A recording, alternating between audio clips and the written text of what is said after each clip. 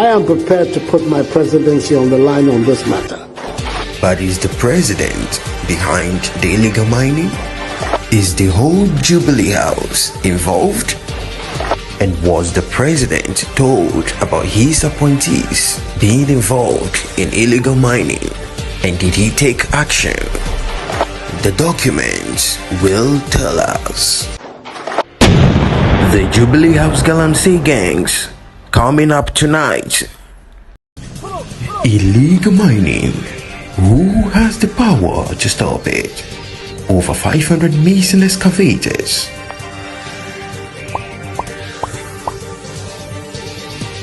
I am prepared to put my presidency on the line on this matter. But is the president behind the illegal mining? Is the whole Jubilee House involved? And was the president told about his appointees being involved in illegal mining?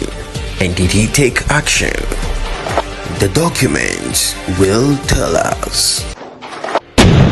The Jubilee House galamsey gangs coming up tonight.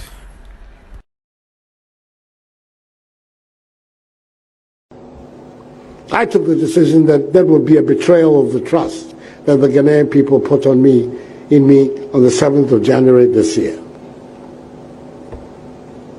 And as a result, we established this committee within the government to design a policy for us, not just to stop it, to reclaim the land, to let our rivers work again, but also to see how we can figure a way for all these able-bodied young men who are involved in this activity to find an alternative livelihood. So it's a package. It's a package that we have designed to try and bring this menace to a conclusion. I've said it in the cabinet, and perhaps it's the first time I'll be saying it in public. I am prepared to put my presidency on the line on this matter.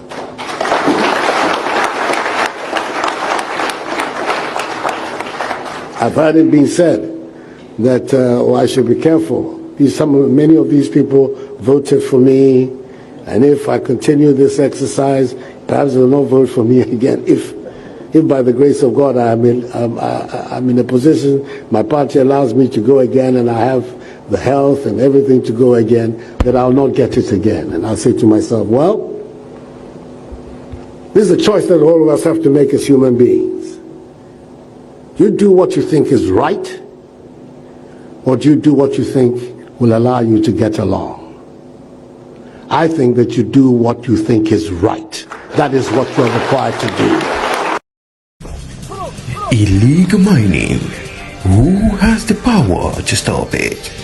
Over 500 missing excavators.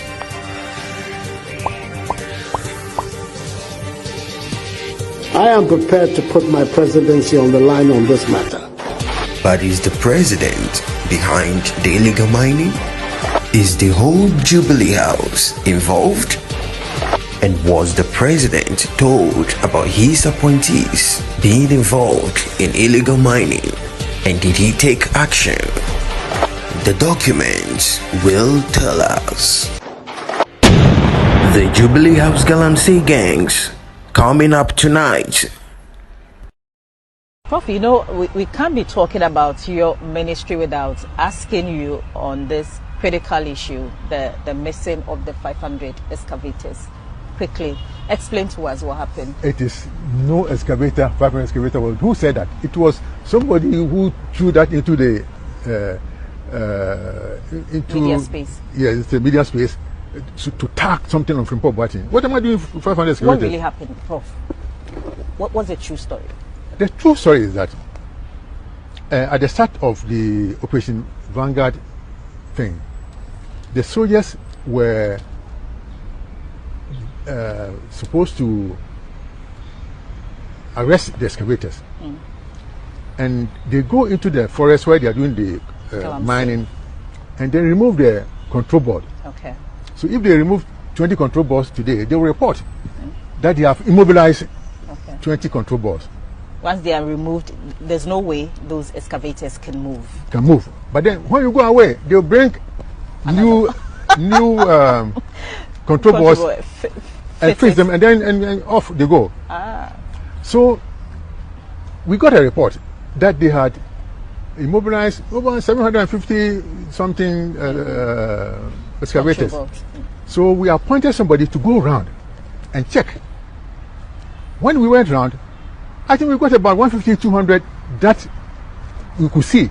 Okay. The rest had either been given to the owners or they put in some extra parts and moved them away. Okay.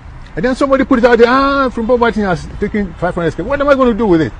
There was an orchestrated scheme, even within the party and government. To get you out. To get you out. So that, look, why is it that when I left, now everybody is in the forest?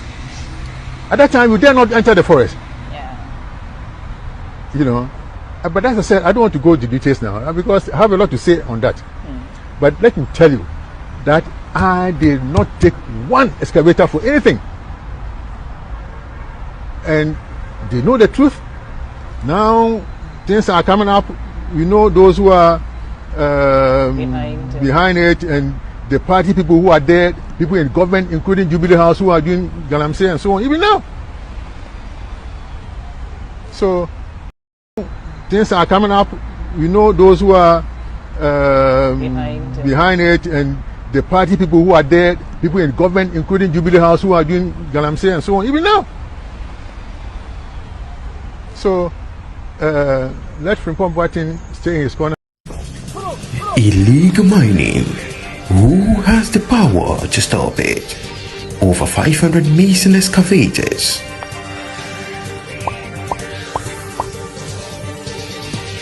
I am prepared to put my presidency on the line on this matter. But is the president behind the illegal mining? Is the whole Jubilee House involved? And was the president told about his appointees being involved in illegal mining? And did he take action? The documents will tell us. The Jubilee House galamsey gangs coming up tonight. The team's journey to this part of Manso and its forest saw scenes of destruction. Abandoned pits and mining settlements dot the road leading into the remaining part of the forest. After dodging water-filled, dangerous open pits, we arrived at this mining settlement deep within the forest enclave.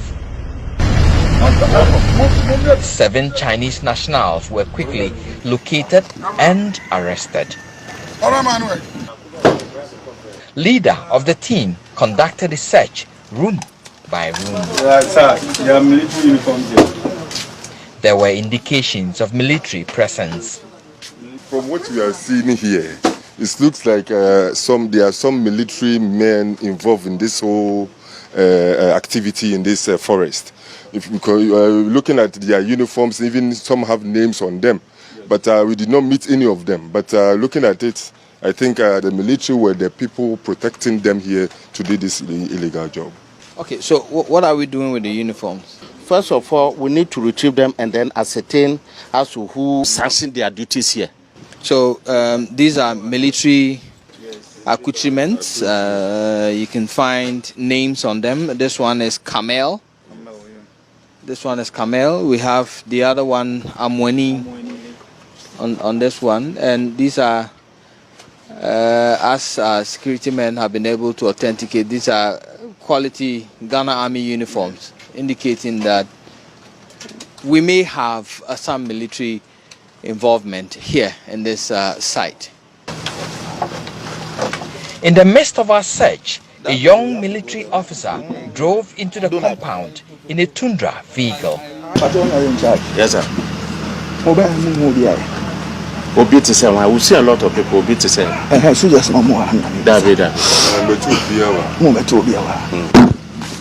He started making some calls to his superiors. I will do the staff sergeant, sir. We are here at this thing, Tontokrom. The hot duties, and there are some policemen and media be here. Within the next 30 minutes, the whole place was crawling with over 30 angry, armed military men. Anger turned into heated verbal exchanges and near fisticuffs.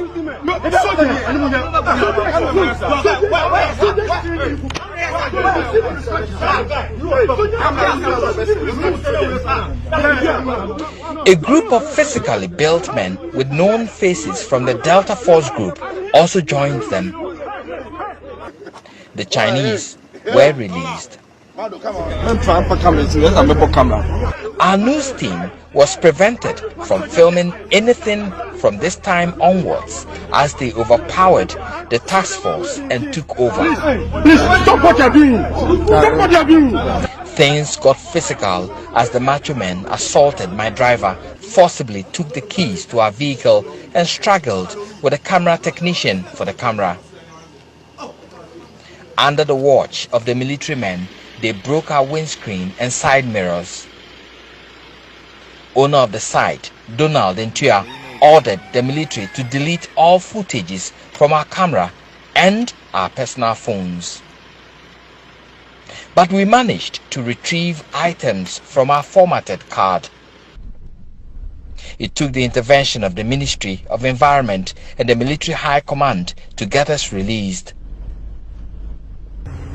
The Minister for Environment told our news team, quote, Heritage Imperial only has a prospecting license and so it is mining illegally in the forest. He is supposed to be drilling, testing samples to be presented in the process of getting a mining permit. But Donald told our news team he has all the documents giving him full access to mine in the forest. But in all this, the best judge is the environment, which lies unclaimed with huge gullies and pits. Reporting for Joy News, Erastus Asaredonko.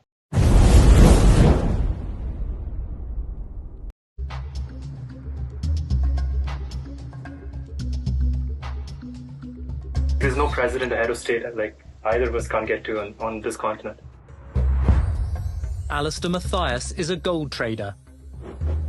He designs money laundering schemes for African leaders. Next door, Swaziland, the king is a close friend of mine. The Zambia president's a close friend of my friend. DRC Congo, the president has invited me several times there to come and build a refinery. So these can help people like us to get the money clean. Mr. Stanley leads the I-Unit undercover team. Reporters are posing as gangsters who need to launder $100 million in dirty cash from China. The Ghana president is a good friend of mine. In fact, he was my lawyer. Like Cyril Ramaphosa here, I know him, my lawyer. The Ghana president is a good friend of mine. In fact, he was my lawyer. Like Cyril Ramaphosa here, I know him, my lawyer. The Ghana president is a good friend of mine. In fact, he was my lawyer. Like Cyril Ramaphosa here, I know him, my lawyer's kids. The Ghana president is a good friend of mine. In fact, he was my lawyer. Like Cyril Ramaphosa here, I know him, my lawyer's kids. The Ghana president is a good friend of mine. In fact, he was my lawyer. Like Cyril Ramaphosa here, I know him, my lawyer's kids. The Ghana president is a good friend of mine. In fact, he was my lawyer. Like Cyril Ramaphosa here, I know him, my lawyer's kids. The Ghana president is a good friend of mine. In fact, he was my lawyer. Like Cyril Ramaphosa here, I know him, my lawyer's kids. Zimbabwe is easy. The Ghana president is a good friend of mine. In fact, he was my lawyer. Like Cyril Ramaphosa here, I know him, my lawyer's kids. The Ghana president is a good friend of mine. In fact, he was my lawyer. Like Cyril Ramaphosa here, I know him, my lawyer's kids. The Ghana president is a good friend of mine. In fact, he was my lawyer. Like Cyril Ramaphosa here, I know him, my lawyer's.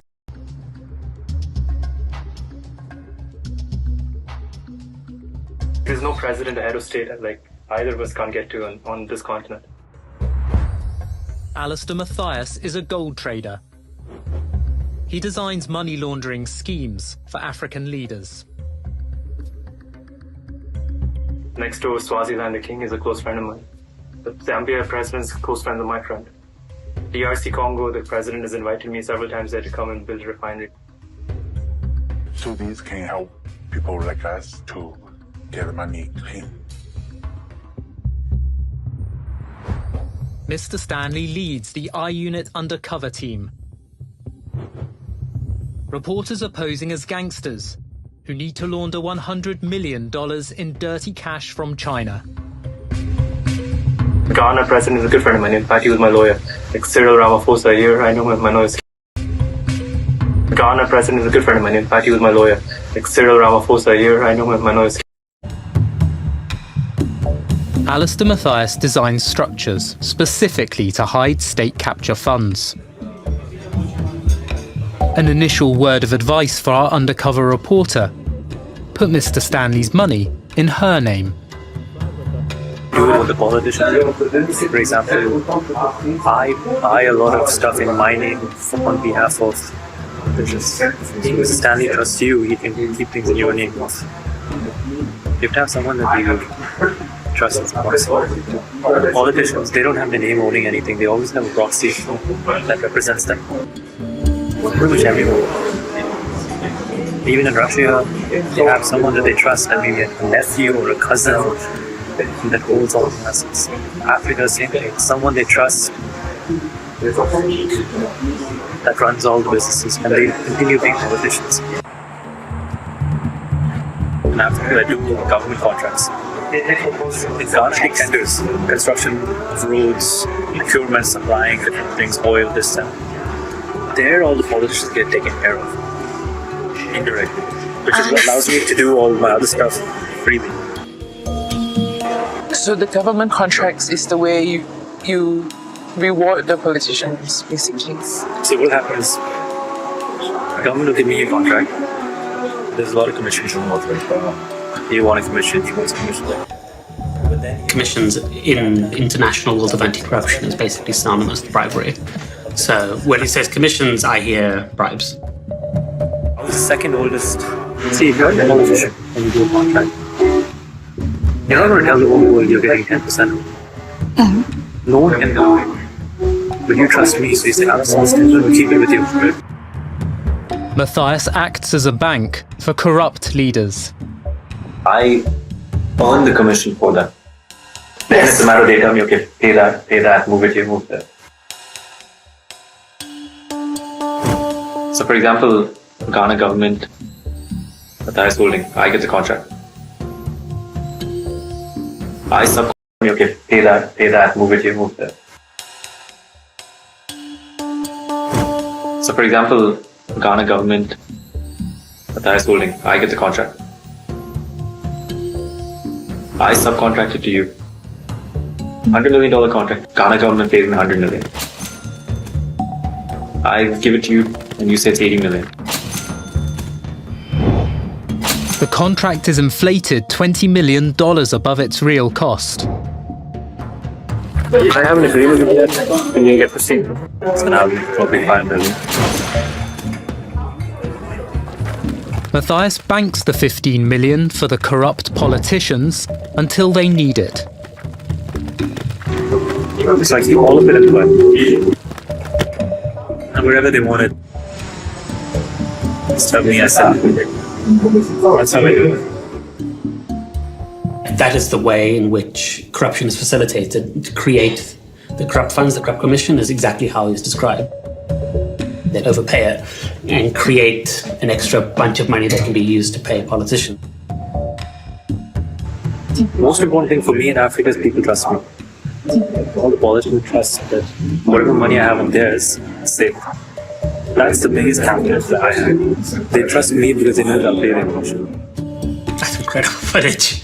That's incredible footage, it really is. Wow.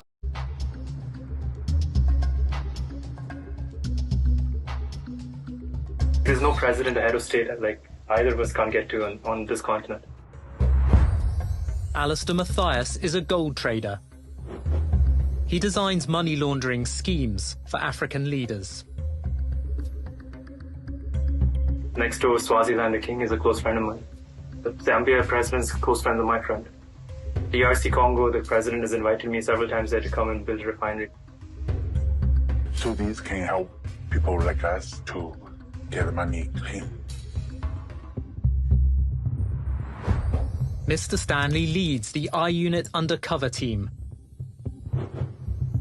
Reporters are posing as gangsters who need to launder $100 million in dirty cash from China. The Ghana president is a good friend of mine. In fact, he was my lawyer. Like Cyril Ramaphosa here, I know my lawyer's. The Ghana president is a good friend of mine. In fact, he was my lawyer. Like Cyril Ramaphosa here, I know my lawyer's kids. The Ghana president is a good friend of mine. In fact, he was my lawyer. Like Cyril Ramaphosa here, I know my lawyer's kids.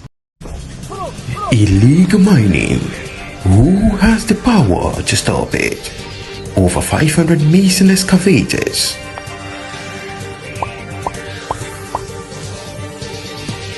I am prepared to put my presidency on the line on this matter. But is the president behind the illegal mining? Is the whole Jubilee House involved? And was the president told about his appointees being involved in illegal mining? And did he take action? The documents will tell us. The Jubilee House Galamsey gangs coming up tonight.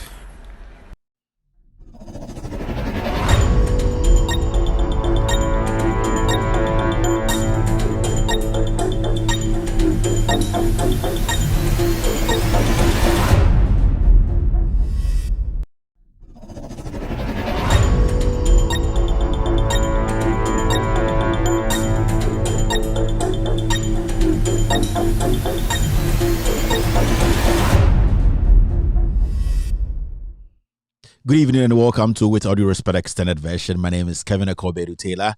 It's exactly 4:24 p.m. U.S. East Coast time. It's definitely 8:24 in Ghana. If you're watching me tonight, I would like to say thank you very much for tuning in. We are live across the world. We are live on Loud Silence TV. In Africa, we are in 22 African countries.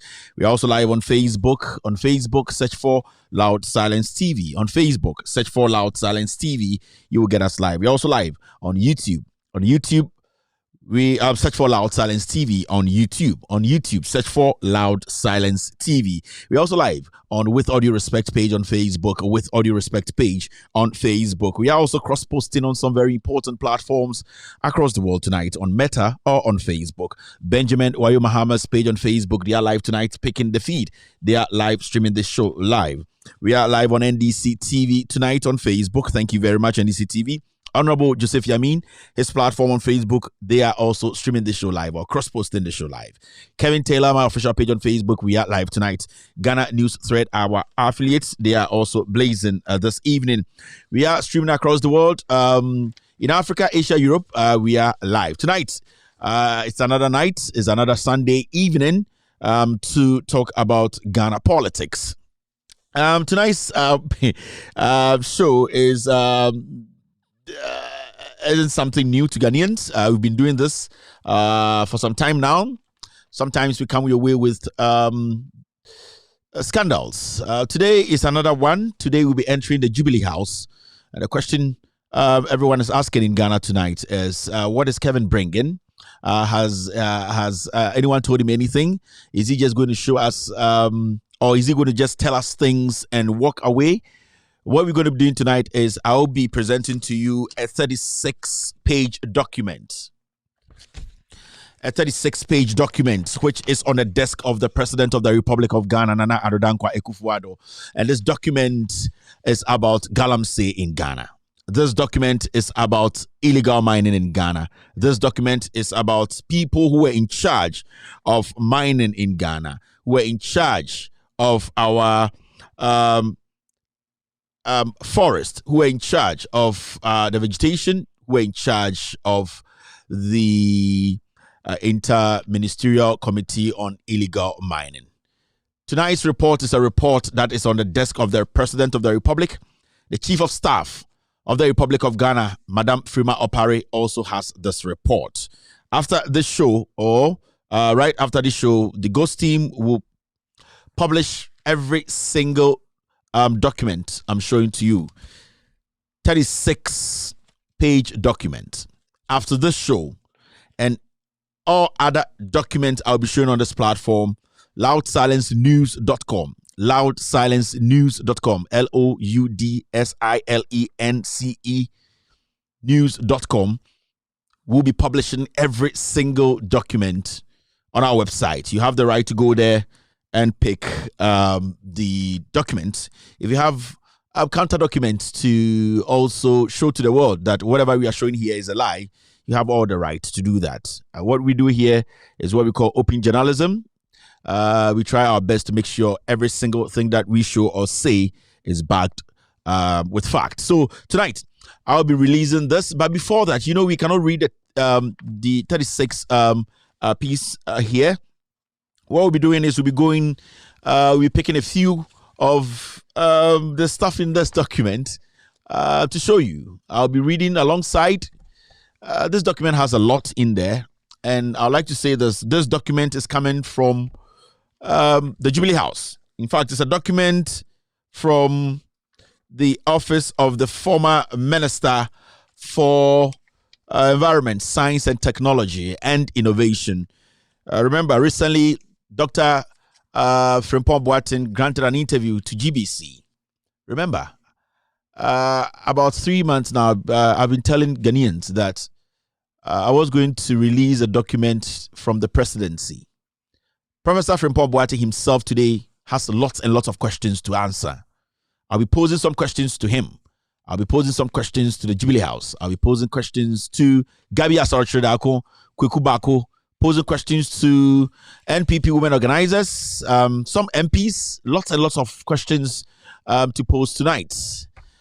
If you know Professor Frimpong Boateng, tell him Kevin Taylor has been able to intersect a report he handed over to the President of the Republic. I keep telling Ghanaians that not all MPP workers at the Jubilee House support what is happening. I keep telling Ghanaians the ghost team is all over the place. We have people working for us in the Jubilee House.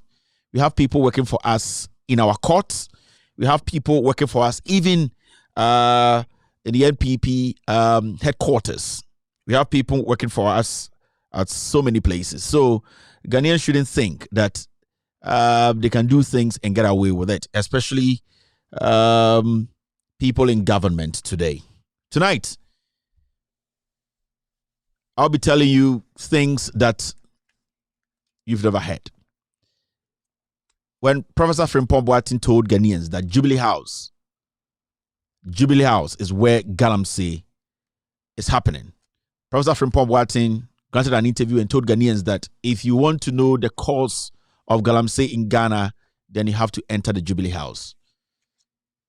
I'm now beginning to understand him, because after reading this document, I got to the conclusion that the President of the Republic, Nana Addo Dankwa Akufo-Addo, his chief of staff, and very senior government officials have been aware of the canker, the destruction in our water bodies, in our forests, across the nation. Now, there's something we all need to understand. And I'll take my time and do this in English and also in our local dialects. People shouldn't be worried. I'll do that. There's one thing we need to understand.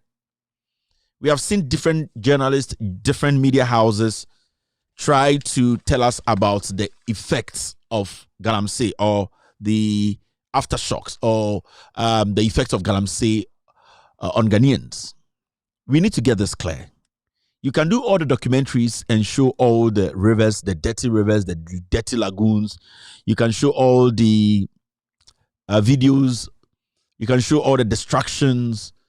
But we need to understand that if the cause is not held accountable, if the cause of the destruction is not held accountable, the effects that we are talking about, our water bodies are going bad, everything is being destroyed, our cocoas, our lands, our farmers are struggling, those things will not yield any results. We first need to cut the head of the snake. Then we can think about what we would do with whatever is left. We can have all the discussions on TV. We can wear all the nice suits. We can use the best grammar. But the main thing here is, if the person in charge, who has the power, who has the authority to stop this, hasn't decided to do it, or has made it a point to, or has decided not to take action, let me say, has decided. Yes, he has decided not to take action. You need to understand that whatever we would say on TV, on radio, the documentaries will not yield any results. Let us focus on the cause. Let us focus on who the people behind galamsey in Ghana. Let us focus on the leadership, the presidency. Let us ask for accountability. If the president today decides to take action, in fact, this 36-page report, if the president had decided to take action, I'm very sure that we wouldn't be seeing what we've seen in Ghana today. But because the presidency decided not to take action, because the presidency is involved, because Nana Addo Dankwa Akufo-Addo, Dr. Mahmoud Bawumia, the chief of staff, the NPP government are neck deep in this canker. That is why we are not seeing any action. Now, in Ghana, the best person to give us a report on a respective institution or an agency are the people who are in charge.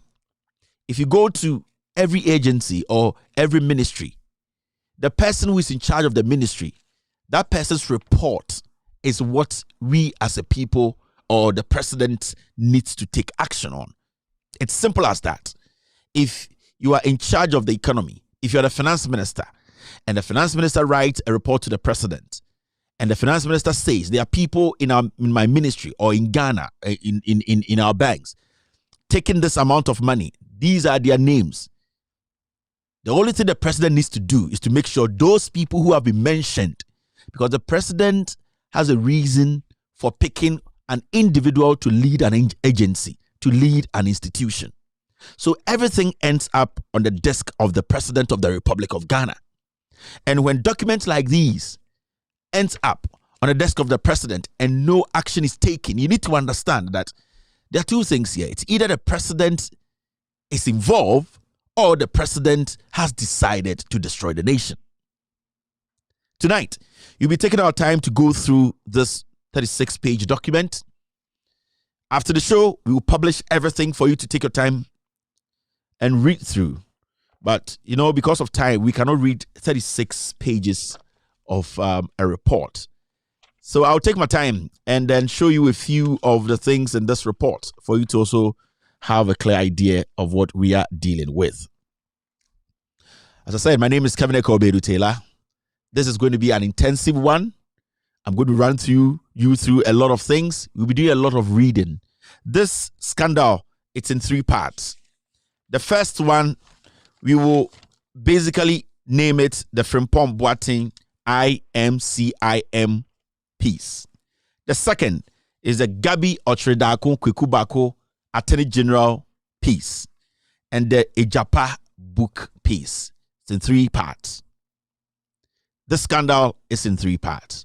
1, Frimpong Boateng and the IMCIM piece.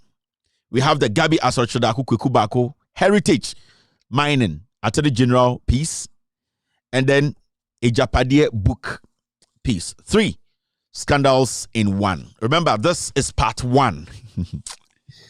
Yes, this is part 1. So if you're here with me tonight, I'd like to say thank you very much. Wow, show me every Ghana and across the world. Remember, say Jubilee we efa aye Ghana ho. Aye nkrata bia Sibiu aye Professor Frimpong Boateng na oye the aye minister. Minister of Environment, Science, Technology and Innovation. Nana Addo Dankwa Akufo-Addo eto nsafre no anase Emmanuel Jumadie no 2017 and ye no to akonwa oni aban mu biom na enche bia Professor Frimpong Boateng grante GBC for interview bi ka say galamsey a ekoso no ne tentene tietie nyina no Jubilee House na galamsey no. Now, before that, na be bosum 9 bosum no me din ka chem sem wo krata bi da ha na me twen ama BBC na mama Ghana fo hu nipa oye galamsey wo Ghana. And then nwumre krata eda Nana Addo Dankwa Akufo-Addo office sisia no ebi enada me table so ha. The chief of staff or the Jubilee House krata we ebi so da ne office no so. Omo aye CC omo nyina mo sa krata we bi maka kire Ghana for say Jumadie yidi ye di Jubilee House for omo mu ye dwuma Jubilee House ye ne omo mu ye dwuma court ye ne omo mu ye dwuma army mu ye ne omo mu ye dwuma police mu omo ne from the ghost team Ghana for makuma eya achiro mo say boni ekoso a e wo say obofa kwan bi so no mo de boni no epia bonten na ye nyina ye hu de ekọ enwumre ye questions bisa ye bebusa Professor Frimpong Boateng a ne ho ba nsem a ebesinde Ghana fo nyina ye tie ni video party hiska ye nyina ye kai ende Jumade we kwechira mebusa ne nsem won semfo bi a also yi ano ende mo question a also bebusa President of the Republic of Ghana Nana Dankwa Akufo-Addo ene ni MPP for Mesa question also bebusa Gabi Asatredako Kweku Bako ene the Attorney General Godfrey Dame Jumade we jumade bi a ehu hia ema Ghana ena na mi chirechire mo obrofo mu no ende se president mo obi juma se onkodi jumade we anase ministry onkoda no a se nipa no tro krata de ma president say president ende minu ni jumadi wo se juma no ma ye wi a memfa ejuma no ma no asem nyina mbro na sebio enamu anase anamo e wo se utu efa ho no utu fa ho it Professor Frimpong Boateng ye yi ne to akonwa 2020 no the presidency no and I said Ghana Mbrim no I was order the report Emma President Akufo-Addo no just juma de ma no juma no baby am yekosi ye nie na juma na me ye no omo a no mo juma no ye din ma me nie ebia omo a no mo bokro no wo juma no mu nie omo a no mo manyoma mu ayedin no mu nie inti president so pese juma ya we yi me fi we nipa a obehye manan no eto asoma no koyi a especially o ka say wo de o presidency anase wakonwa kese a wudi no wo de be sia wawa anase wo de beto se eye galamsey yensia no a enti Professor Frimpong Boateng so edane krata ma Nana Dankwa Akufo-Addo se hwe krata we mu na nsema maka no ewiemo nsuomo ofreme a court ehefa megina eyia no efiri se ni nyina eye engina so na mede ama wo se wugina eye krata mede ema wo iso a eye galamsey a ekoso o Ghana no Nana Dankwa Akufo-Addo ne MPP no mu betumi atu ase kai se krata we ye de Emma Nana Dankwa Akufo-Addo no edi be mfie bienu ekomiensa yo 2023 Nana Dankwa Akufo-Addo enya krata we 2021 ene the document we eto ne pono so Professor Frimpong Boateng efri ne ye pamono 2021 ena Nana Dankwa Akufo-Addo ne nsa eka sa report we ande nwumbre ye benya abotre ni akirikirem brofo no bedoso ba menya abotre de meka ne brofo bia no menya abotre ni akirem otwi ma Ghana fo nyina ate de ekonase endi dansa ena John Dramani Mahama oye Frankatufo a obeye Frankatufo ama NDC ne ka asem bi se MPP aban ebedi Ghana so from 2017 be sin de no omo bae no na ye wo companies are obvious small scale miners, legitimate small scale miners are na sebio ebi mo adwene yo mo se omo ye NDC for na Akufo-Addo aban ne MPP aban ebetu akonwa kese na omo bedi ye no omo de omo ni si small scale miners are omo adwene yo mo se anaso omo huom so omo ye NDC for egu omo nyina adwuma na President John Dramani Mahama ex-president Carter asem no nipa bi so na no e ka se won ka no kre aden na otwatro den ena MPP aban Nana Dankwa Akufo-Addo aban omutumdi omuni esi nipa ho na omuhye galamsey mo kena John Dramani Mahama de na oka nyina ne se MPP aban we na ende omoye galamsey no wo hwe de ekoso wo hwe de esisi wo hwe nsama ya tia na John Dramani Mahama gina mu aka kire Ghana for se Nana Dankwa Akufo-Addo ne na aban ene na aban mu mpenifo ena ende galamsey a ekoso no omuna omoye ende yenya Professor Frimpong Boateng a ono ankasa abedi dwumadi ama Akufo-Addo a ende yatwe ne to akonwa a watro krata akoma Nana Dankwa Akufo-Addo krata otro koma Akufo-Addo no abra na oye minister no NDC fo no otro krata na se MPP fo no otro krata no Professor Frimpong Boateng yeni paketwa Dr. Mua surgeon Mua menya sure say MPP a yede twade furuma no obe na adwene se obese o say NDC MPP nemom ebi adwuma edema no ebia odo a owoma Ghana na adwene ye ne se wanka no kure woma Ghana de ekono galamsey no ebese kuro no ena ma no so ye na adwene so obetro krata no de akoma Nana Dankwa Akufo-Addo and the professor nankasa so won sama also yi ano maka kire mo platform we platform a sebio enyobi ma media enyobi papa dia. When we come here it is always the truth. I'm here tonight to present what is in this document. Asembia mekembia no fi document wem. Document a make bia o show we so if you document we mu. Inti so obi wo asem ka Omusa Professor Frimpong Boateng. Because me name ye me juma and I'm sako ka krata we e Jubilee House. Se obi ente no ho ase na se meka asemminde na oso ye MPP ni meka asema to Professor Frimpong Boateng so meka asema to MPP so meka asema to Ekufuado so a sa nipa do ho kwan se bebia opesoko na me pese me catch Professor Frimpong Boateng se krata we meka mu nsem na se enim na se eye me na makoka machocho nsem ya or right to sue obetuma babontine ochena ama Ghana fo nyine hu se enye ono na no asem enie wamfa ne nsa anhye krata ase amfa de we ama Ekufuado our right to do that. And I'm also daring Professor Frimpong Boateng to come out and tell the world to say asema made be kire nyoma me be kan se enye na no asem enye krata ewo eye President Ekufuado's table so ono ade ne nsa hye ase a our right to protect his integrity. He should come out tomorrow morning and grant interviews around the world and say I am a liar. And as obetuma court as you a loud silence media. Reputation is important, credibility is important. That is why I am making this statement. Ladies and gentlemen, it's time to see what is in this document. You're still watching with all due respect, extended version. This is the Galamsey gangs in the Jubilee House. I'll be right back to start the expose. Illegal mining. Who has the power to stop it? Over 500 missing excavators.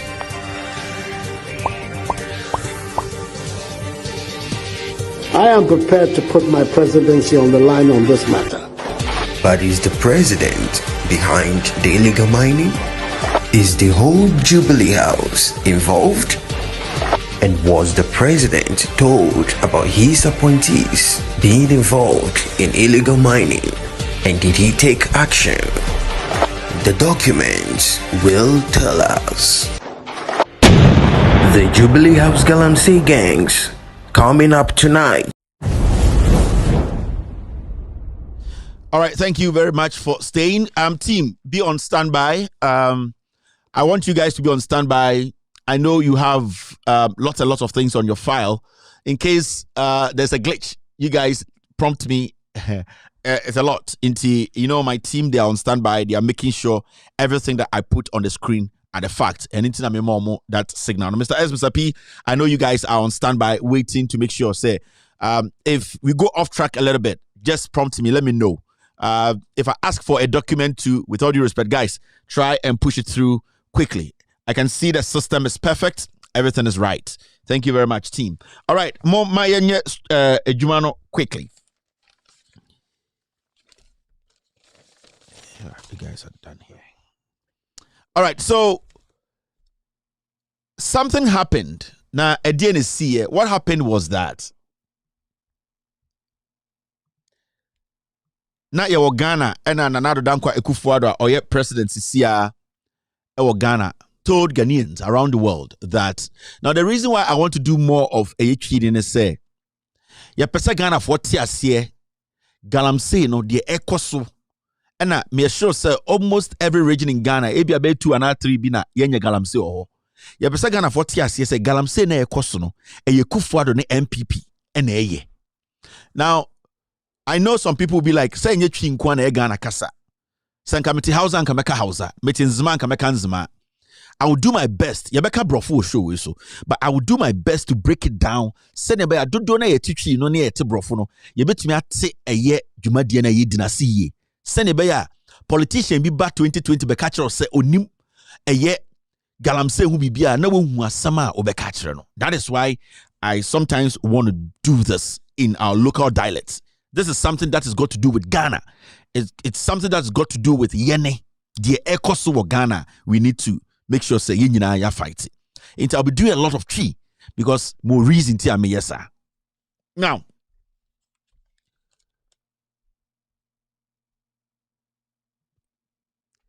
the document. No, sorry. What I want to say in this say. Near Tiana and Dankwa Ekufuado, Ebedi President MPP ba Abaimu, when they took over, Professor Frimpong Boateng was made a minister. In fact, in 2017, Professor Frimpong Boateng was made Minister for Environment, Science, technology, and innovation.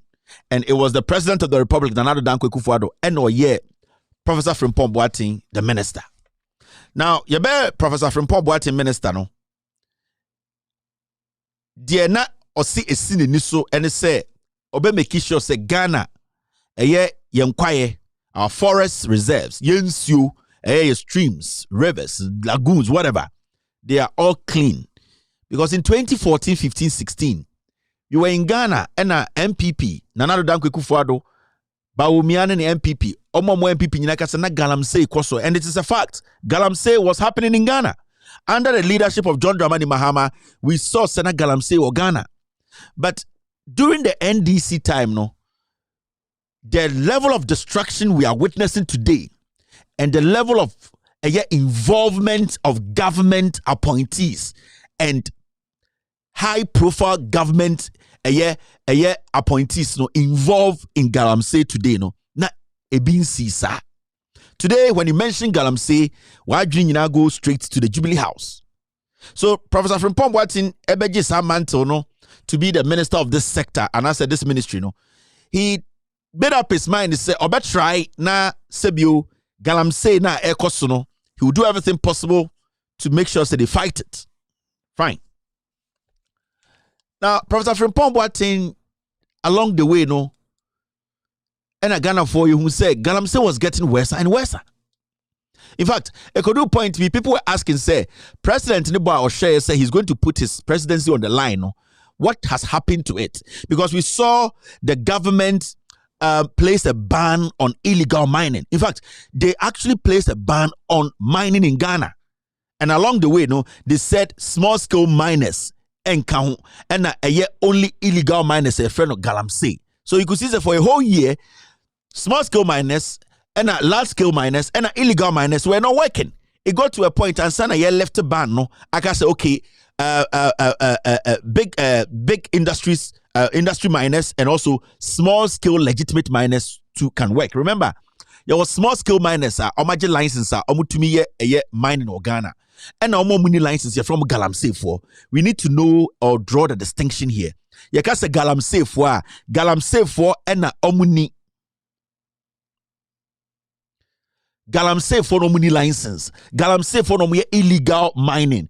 There was small scale miners. Omuni kasa so mining na kwa banya kwaje license omutumi di operate. Into omo na adwuma na omo ye no enye adwuma bone. Omo nsensuo. Omo adwuma no aban agi atum, aban monitor omo adwuma no regulations wo ho a omo di so. Na Galamsey ana small scale illegal miners no. Omo Galamsey for no na sebio regulation bi eni ho. Omo na sebio omo sensuo. Omo na sebio omo sensase. Omo say kwaye inti I'll say who sa distinction no. Any wo the big ones are big industries need to say Anglo Gold Ashanti, Gold Fields, Asanka mine, Asanko mine, any of the other ones, those ones they are well established ones we all know the way they operate. But doing Pempen Nana Addo Dankwa Akufo-Addo abino oboba in 2017 omo decided say omo halt the activities of mining in Ghana because that president say oba betutu nyama abehihye nyama ma bibia akoyi. Now, and I'm not hearing how Galamsey assay Ghana under the leadership of Nana Addo Dankwa Akufo-Addo, and he's still the president. Menotias is here, the whole world will be anymore. We have seen him on Al Jazeera being a lawyer or his law firm representing a world-class criminal. It's a conversation we will have from tomorrow. But I just want you people to understand the kind of president and the kind of government we have. Now, see this document. This is the report. Now, you've been reading the report, but I first want us to do something first. So we share baby a green partner and a red partner. This is the caption in the report. Now your caption a report on the work of the IMCIM so far and the way forward. This report was prepared following an order from the Chief of Staff. I was instructed to present a brief report to the presidency about the progress made in the fight against illegality in the small-scale mining sector, and also to suggest a way forward in the effects to contain the illegality. Where your reports no krata idea nim Professor Frimpong Boateng say, ye pamono no, the chief of staff, and a true krata by said Professor Frimpong Boateng, was say, oh yeah report at the bread president. Kai, ye pam Professor Frimpong Boateng 2020. After 1 year, and the chief of staff of the Republic of Ghana, at the letter we ekoma Professor Frimpong Boateng. I'm showing every document. Send a beya enka se makasema chief of staff kon. Now, Osha letter na Professor Frimpong Boateng was fired in 2020. It took the presidency a year, 1 whole year, to write a letter through the chief of staff's office to instruct Professor Frimpong Boateng to bring a report on a Juma year from 2017 to 2020. Now, when you read the letter, this is what it says. Jubilee House, Accra, telephone, blah, blah, blah, blah, blah. Digital address GA0000288. Reference number SCR DA236/419/02. So that is the reference number and that is the letter. Now, what did the chief of staff write in the letter? And this was the letter chief of staff wrote to Frimpong Boateng 1 year after he left office to bring a report of his job. Please, the heading, handing over of the office of the Inter-ministerial Committee on Illegal Mining. Kai say Frimpong Boateng be ye minister no, yet the committee be a friend Inter-ministerial Committee.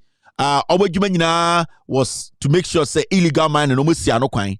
Remember, your lands and land ministry, and your the Ministry for Environment, Science, Technology and Innovation. Lands and Forest Ministry no, and Professor Frimpong Boateng ministry no, and ministry bako. They are totally two different ministries. So Professor Frimpong Boateng was the minister for Environment, Science, Technology, and Innovation. And your land ministry so I am making this distinction because you drew baby much Into this is what the letter said. Please refer to your letter dated 5th February 2021 with the above stated caption. I am directed to request you to furnish this office with a report on the work of the Inter-ministerial Committee on Illegal Mining, that's the IMCIM, so far, and also to propose the way forward to assist His Excellency, the President, make a decision on the future of the IMCIM.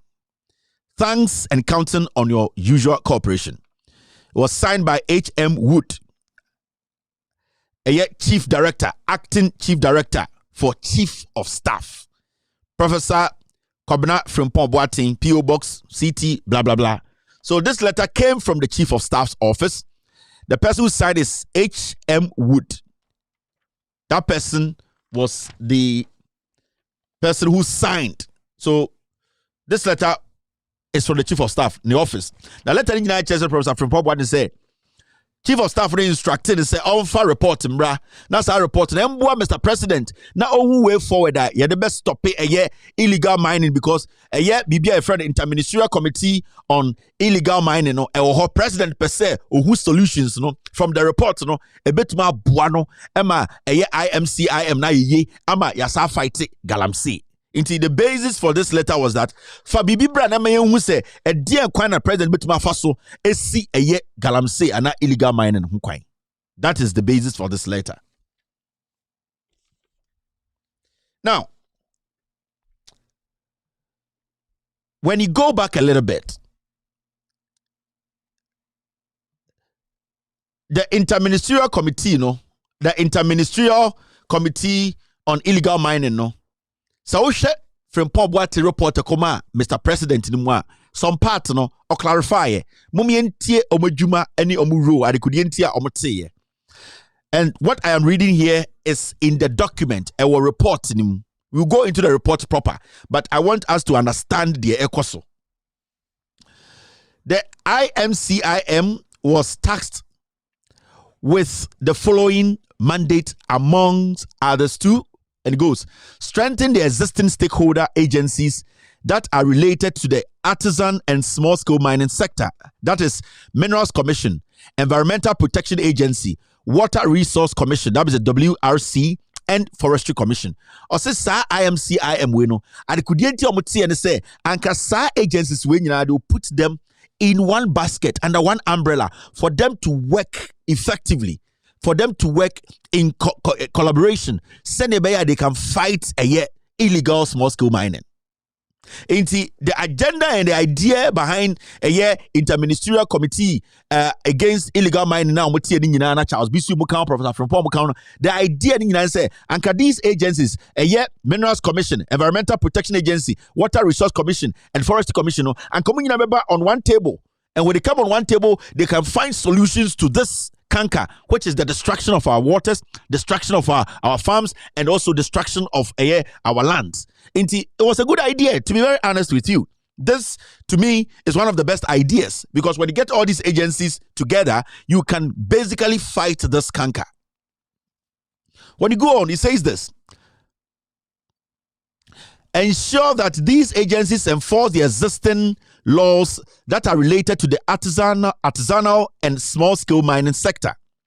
Set up ad hoc district committees whose functions are to coordinate the various activities of the ministries that constitute the IMCIM. Vet and verify legally registered artisanal and small-scale mining companies, and to regularize any discrepancies where possible.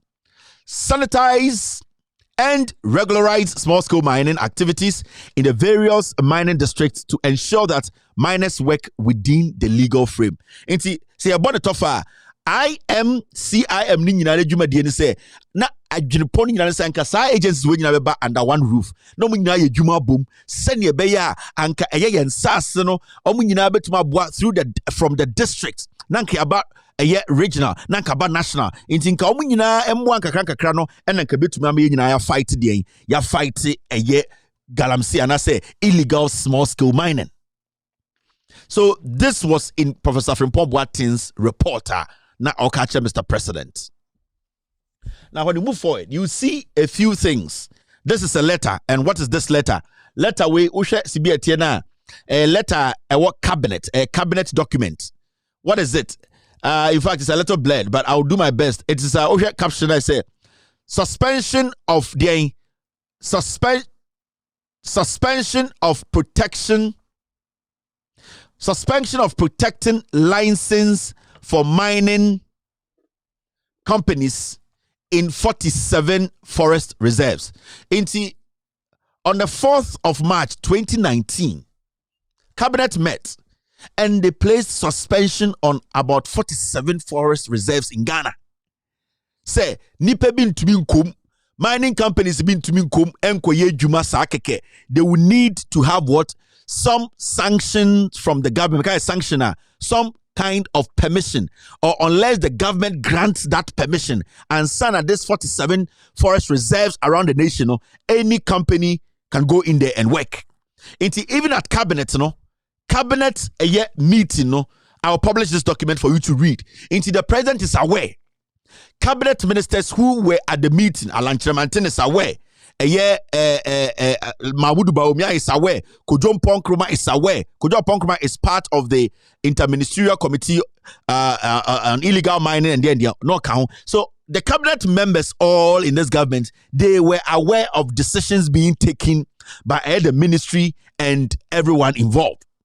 It wasn't something new to the president. It wasn't something new to the government. It wasn't anything new. Say 47 forest reserves across the country. No,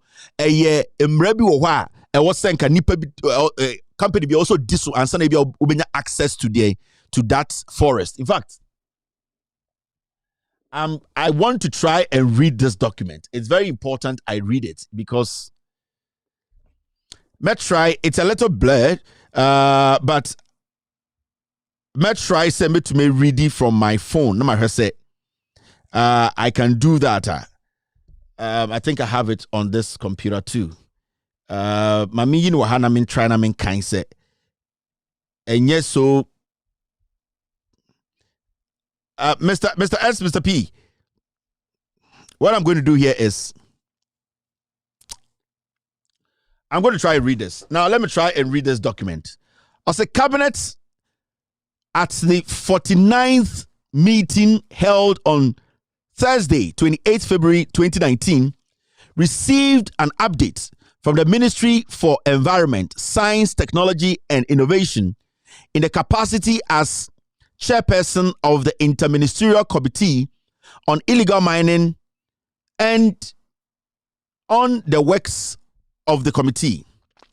Now, 2, Cabinet took note of the lack of coordination amongst the relevant agencies in the mining and forestry subsectors, resulting in some entities exploiting the situation to acquire prospecting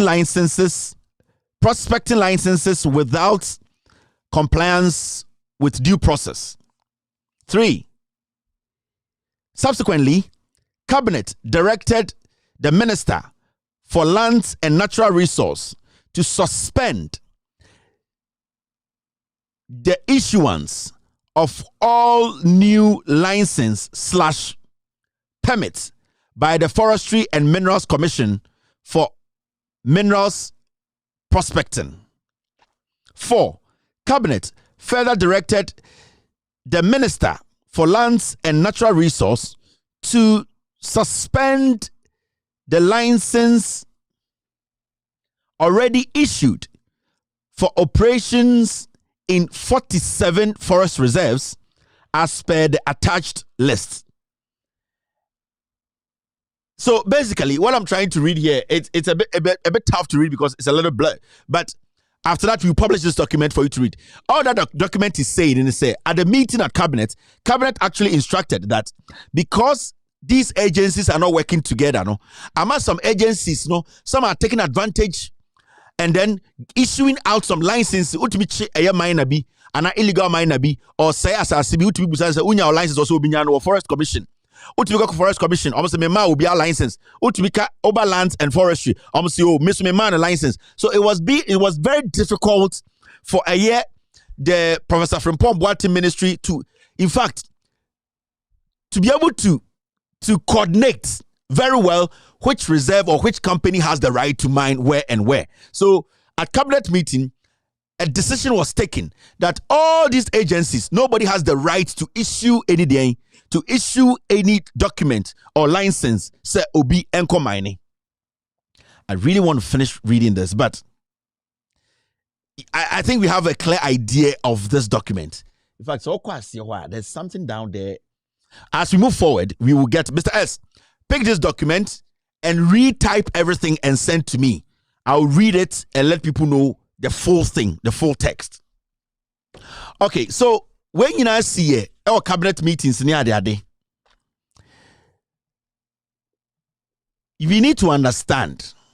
In the reporter, Professor Frimpong Boateng Edekoma Nanado Dankwe Kufuado through the chief of staff, there was a part where he wrote something. You remember reporting more, but I want you to have an idea of what Professor Frimpong Boateng actually left on the desk of the President of the Republic. It is extremely important to note that the IMCIM's activities centered on small-scale and artisanal gold mining. This task was performed to near perfection. At the time of the inauguration of the committee, the problem of mining in forest reserves and its attendant destruction of forests, cocoa farms, water bodies, farmlands, as well as harassment of villagers in bordering communities by armed mining guards, including soldiers, were not on the radar screen. As will be mentioned later in this write-up, the major challenges that we had in the mining communities occurred in 2018, when the Forestry Commission and the Ministry of Lands itself decided to give out almost all forest reserves in this country for mining activities. So remember, in this report, Professor Frimpong Boateng, Mr. President, say, even though we took a decision in cabinet, some agencies still went ahead and gave permission to some mining companies to go into our forest and mine. Remember, 47 forest reserves in Ghana, cabinet had given an instruction.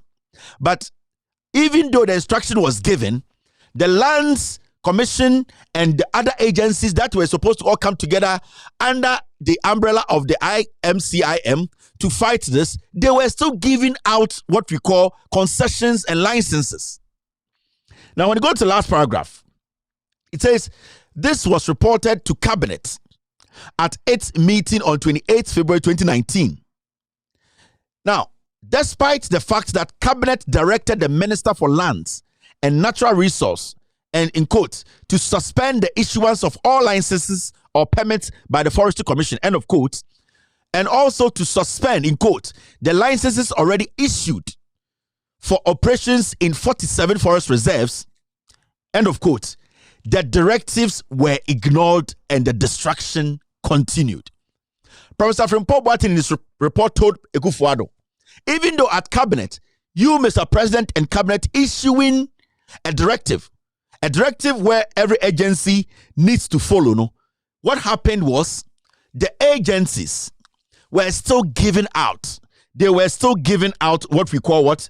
The agencies were still giving out concessions. They were still giving out lands to respective companies to be mining. So Frimpong Boateng in his handover report to the president, stated it in there. And I have read to you cabinet meeting document that showed that at cabinet a decision was taken. At cabinet a decision was taken, but right after cabinet meeting, still these people who says they are cabinet ministers, they still went out there and still were giving out. These agencies and these people who were all at the meeting were still giving out concessions. They were giving out licenses. Even at cabinet meeting, they said companies which already had licenses were supposed to be stopped. But no, the president was there. They were still working. Do you think the president didn't know? The national security was there. The NIB was there. The police were there. Mining cannot be done in a bedroom. Mining cannot be done in somebody's kitchen. Mining is something when you are doing, every single being on earth will hear you mine. But suddenly, shockingly, the president didn't hear. Cabinet didn't hear. So Frimpong Boateng in his report to the president said, Mr. President, we came to cabinet meeting. Even after cabinet, it was happening. Let's move on. Now, let's enter the report. When you go to some part of the report, what Professor Frimpong Boateng did in his report to the president was that he captioned some part of the report. Some part of the report, he captioned it. So it becomes easy for us to know what he was talking about. I'm saying this, whatever I'm saying here or reading here is from this report. No fool should go sit anywhere else and say, Kevin Taylor has gone to make documents up. I am daring Professor Frimpong Boateng and the Jubilee House to come out and say this document is not true. I've read a letter from the Chief of Staff's office instructing Frimpong Boateng. So if Frimpong Boateng thinks he's a big man and he doesn't want to come out and let the world know it is the truth, I am daring him to come out and deny that he didn't write this. Okay. Now let's go into the report and see what he said in some part of the report. This expose is in 3 parts. Frimpong Boateng IMC. We are talking about Heritage Gabi Asorchida Kukubako and then Ejapa. This is all in this scandal. Now let's enter the report.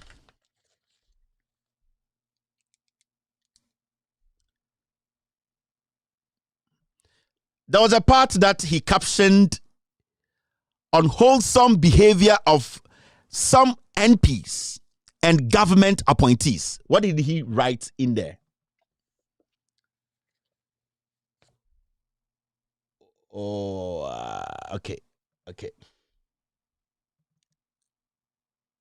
Okay.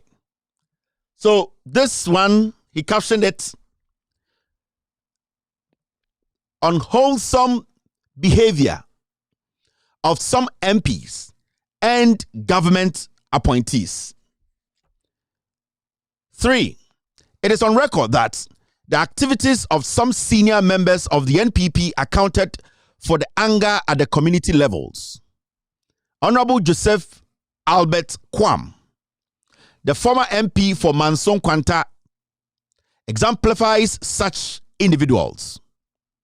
This is a member of parliament for the Manson Kwanta constituency in the Ashanti region, and at the same time, member of the board of the Minerals Commission.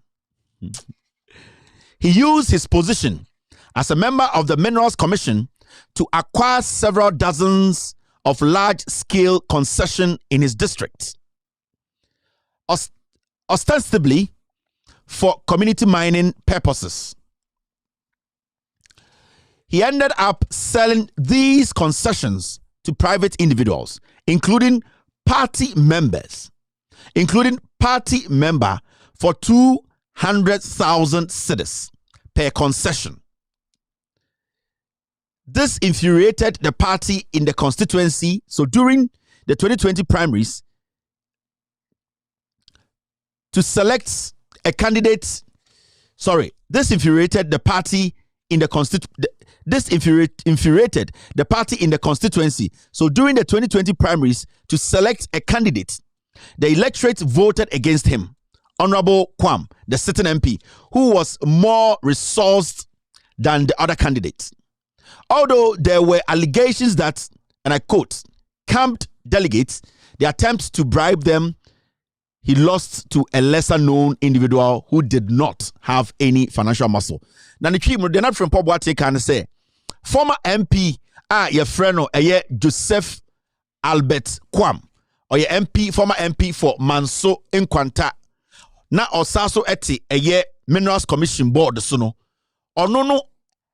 eton sase agent sase through Minerals Commission and na oton sase no around 200,000 Ghana, which is 2 billion. Or say no one's sa papa nen sase no na e bro be 200 through Minerals Commission no oton sase we nyina enti as a former MP no now take Mineral Commission board so no and na o use sa advantage no ejejin sase or the galamsey na osa toma party for and no can who be na oluzi sa primaries no if we say a chromo for who say sebio adia wo ye na adebone ne party for no who say that be untimi for party din and this ankwase asem we into omo tutia no ebi mu kra ka say otua enso a chromo for any party for etutia no. Professor from Pomboati Neka, and Yana Meka, where ye NPP MP, who is also a board member of the Minerals Commission. Inti ye bese busa Ghana say, "Wana mu na ye galamsey or Ghana." Me start and say when me say, let's deal with the cause. The effects there. If we don't deal with the cause, we can never solve the effects. So insuonia say, asasine say, na so omo say insuoni. Omo say assassin yan stop your ma. Say president na nchi omengum. President ni mo one prosecute one former man no. Sa nkofo yan stop your ma. De ye nyina say ye beti nsuo ni nyina a waste of time. If you say ye ti nsuo ni na nkofo we gire kire dwunsogum. So the job we are doing here today is what we are expecting this president after this episode. Everyone who is mentioned in this report should be facing trial prosecution because say entuma nchi ni pantum. Some people went to now at the end of it, they don't deserve to even lead. Let's move on. Now, point 4. Mining by party officials and government appointees. Point 4, no. Mining by government officials. And what? Government appointees.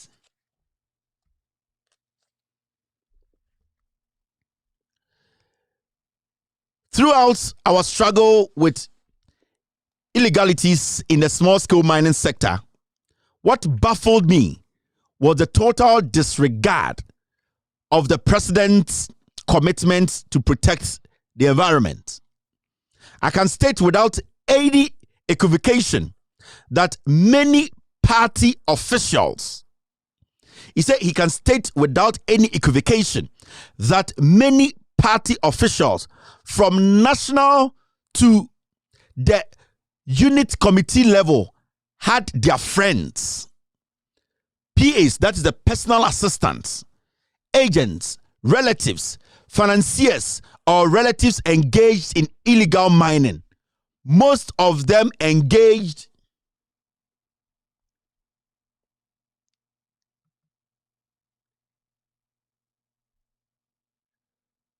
Where are you? Come out.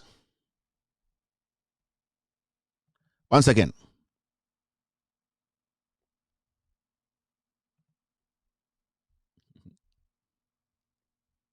Okay, so most of them engaged, let me place it here. Most of them engaged Chinese working for them. I am not referring to party people who had their legitimate concessions and were mining sustainably as they were instructed to do. There are appointees in the Jubilee House that are doing or supporting illegal mining or interfering with the fight against the menace. Example are Lord Comey, Charles Ni Teko, and Frank Asiedu Bequin.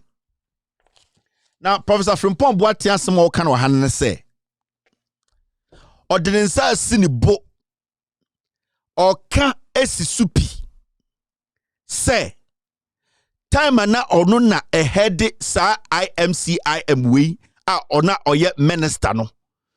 De obetuma kensi president nim esinibo say, eye party for na oka wankasa party for keke or say a party from national to a party lowest level, almost partners, almost personal assistants, government appointees, Lord Comey, Charles Nitek, na Edina Obobono Sanko Furebia Onimomo. We are talking about these people. These are the people. Professor Frimpong Boating, Ebubo Muding, Lord Comey was involved. Almost the Chinese for anti-galamsey. No, this is a report the immediate minister who left the office handed over to the president, mentioning names. He wasn't guessing. He was emphatic and he was mentioning names. Charles Niteko, Lord Comey, and a Frank Asiedu. I said, these people, these are people who were actively involved in galamsey, and some nationals and a Sanko Fodinina are part of the problem we are seeing. So as we speak, Mr. President knows that these people in the Jubilee House, and the report is not coming from a madman. The report is coming from his own minister, his own cabinet minister, his immediate minister who was in charge. So there's no other person who could be right than the person who just left the office. There's no other person. So the question is, why didn't the president take action? These people are still in the Jubilee House. They are all working. They are going and coming and insulting Ghanaians. These people are actively involved in galamsey with Chinese. I have not been a minister before. I have not sat in meetings. IMC 40. I have not gotten confidential documents to read. Professor Frimpong Boating and Inyasa access winina, and he is telling the president. Okay, let's move on. Now, when you move further, he has something. One part, he captioned it, so-called big men above. So-called big men above. So-called big men above. Charles Owusu, Director of Operations of Forestry Commission. And if you don't know Charles Owusu, let me show you Charles Owusu's picture. This guy is called Charles Owusu. This guy was the aide to Sir John. This is one of the criminals in Ghana. I can say on authority. A reform or Ghana and Bakuni. But let's read what Professor Frimpong Boating wrote. Charles Owusu, Director of Operations of Forestry Commission. On Monday, the 11th of January 2021, the task force entered a concession at a location called Bipotenting we had been monitoring for some time. Residents in the area complained about harassment by Chinese miners. The damage to the forest reserve was unimaginable. Big economic trees had been felled and dumped into muddy water bodies to rot. Huge pits were scattered over dozens of acres of land. Nearby cocoa farms had been destroyed. 7 excavators were seized. 7 excavators were seized. As usual, so-called big men started calling. First was Mr. Charles Owusu, who claimed ownership of the concession and of the excavators. This from Paul Boateng's report to the president. Now he goes on to say this. This individual happens to be the operations manager of the Forestry Commission, and there he was mining in a forest reserve without any permits and destroying forests, farmlands, water bodies, and indeed the entire biodiversity. Not long after Charles Owusu made his call, Frank Asiedu Bekwe, popularly known as Protozwa, Office of the President, Office of the Chief of Staff, also called the task force and asked for the release of the excavators. You can be sure that the Chief of Staff, blah, blah, blah, blah, will go there. So, Professor Frimpong Boateng Chirokoma Ekufuado say this guy called Charles Owusu the Forestry Commission. Basically, they went to catch this guy's equipment. Our forester was saying, we bundu guatetem, was saying so, was say asase. Charles Owusu of Forestry Commission. And omoche excavators no, and in your meka ho, Emma Charles Owusu no frey, eka se nyomani ye ne dia. Excavators and son and omoche of frey say ne dia, anche biya. Of frey we na abrantie bi so frey ono oye adwuma ewo Chief of Staff Office. Ye frey no Frank Asiedu Bekwe. No amanfo nyina frey no Protozwa. Ono so frey say excavators no e Jubilee House dia.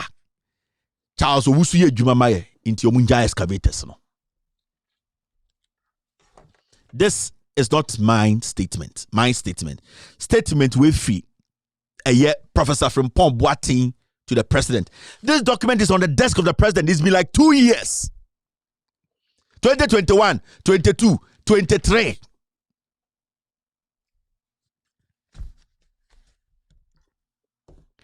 Let's move forward. Now, this lady is called Kate Jemfua, on the NPP Women's Organizer.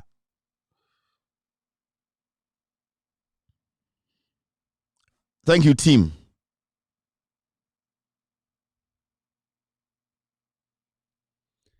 Mr. S, I don't know. I can't do anything. I'll do that, Mr. P. I'll do that.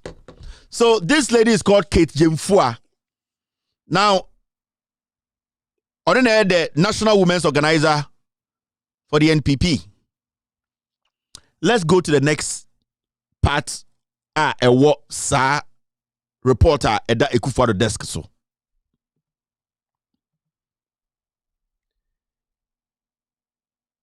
The NPP National Women's Organizer has been a miner for over 30 years. So also the Eastern Regional Chairman of the NPP. Or see NPP for National Women's Organizer now. Why galamsey sa 30 years ebe sinde. And I also call Eastern Region so Eastern Region for also chairman or also galamsey for all these years. Professor Frimpong Boateng Etro enye me di matem. I am not by this statement attributing any illegal activity to these individuals, but it is a fact that they are unable to rein in the hundreds of party officials and members who degrade the land and pollute the water bodies. Professor is trying to be diplomatic. Let's move forward. About 2 years ago, the attention of the IMCIM's task force was drawn to a site that had been degraded, and the tailings from there were directed in the Brim River near Enyinem. The task force impounded 2 excavators and deposited them at the police station in Enyinem. Frantic telephone calls were received from Captain Koda, who is at the office of the president of the Presidential Security Detail. Captain Koda unimna oko Jubilee House ekufu the security na ono na da no. Na me ngina na me nchechire maso amefo ne nyina ntiase. Professor Frimpong Boateng say eye MPP National Women's Organizer and Eastern Regional for no omo chairman no omo nyina ya galamsey na enso onka say omo de wakoche omo. Na they all can say oko Eastern Region okoche galamsey site bi. Na sa galamsey site no omo chi excavator mienu eno omo de si ho. Infia be mienu adewe kai say ochro no na 2021 inti yeka 2020-2019. Infia be mienu ni na de si en say omo koche excavators no ko si eye Enyinem police station because na site no e we Enyinem. Na de na e won wo mu say eye na na dodan kwa Ekufuado ono agasa ne security boss or national eye the Jubilee House your friend Captain Koda or Tamphone and na ofre de no kan ye moment aso.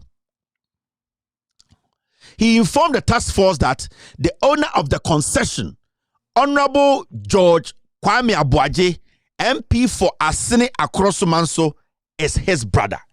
Inti sa excavator na mokoche no ewe Enyinem no a Captain Koda frey no. Captain Koda asem nyina na say eye Honorable your friend no George Kwame Abuaje, MP for Asene Akrosomanso no o say sa MP ni nua excavator ni MP ni dia MPP MP no eye ne dia. Inti Captain Koda from Jubilee House catch the say from Paul Boateng one task force no release the excavators. From Paul Boateng mo koche eye excavators no mo ye galamsey.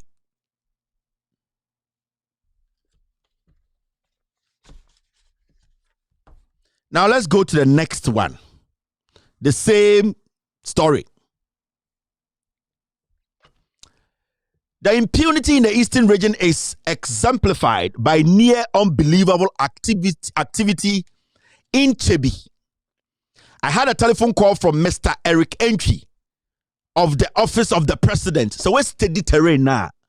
Every time Professor Frimpong Boateng a tax force be check excavator be called if Jubilee House never. And the good thing about this report is he basically stated every person's name. Call be a buy be a boarding and or officer call ni free. All the calls are coming from the Jubilee House. It is a from Paul Boateng to GBC no say Jubilee House and the galamsey na nobody should doubt. He's not a perfect man, and I'm going to ask him 2 questions today. But the question here is every single thing he said in the report on the Ekufuado no or mention or Jubilee House or Frey. Why are they still there? Why haven't they taken any action at your MPP na galamsey or Ghana?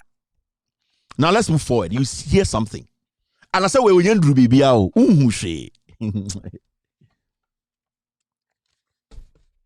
he goes on to say this. I had a telephone call from Mr. Eric Entry of the office of the president, and he narrated that the youth organizer of the NPP in Chebi was excavating for gold in a field close to the house of His Excellency, President of the Republic. I say, Onyakobi free Jubilee House. Every a branch friend Eric Entry was say, Oma to say MPP youth organizer. Ewo Chebi. Oh ye galamsey o na do dan kwa Ekufuado fie na ewo Chebi ne nchen. Into omo ko no stop no. E go for we Jimmy too much. MPP. Me hu san kwase aforo mo tete social media na mo ye MPP me jam so mo Jimmy. Mo nim nya ye ne MPP fo na kasa. Omo mo wosoro ye ne omo ne dili. Wo hwan anim ho kwase afo mo be di ni age Ghana no. Monum kankan. Now what happened was, now let me finish this statement. Apparently, the president No. Let me take this again. The impunity in the eastern region is exemplified by near unbelievable activity in Chebi. I had a telephone call from Mr. Eric Entry of the Office of the President, and he narrated that the youth organizer of the NPP in Chebi was excavating for gold in a field close to the house of His Excellency, the President of the Republic. When we checked, it was true. Indeed, part of the garden of the President had been affected. Apparently, the President did not know about this.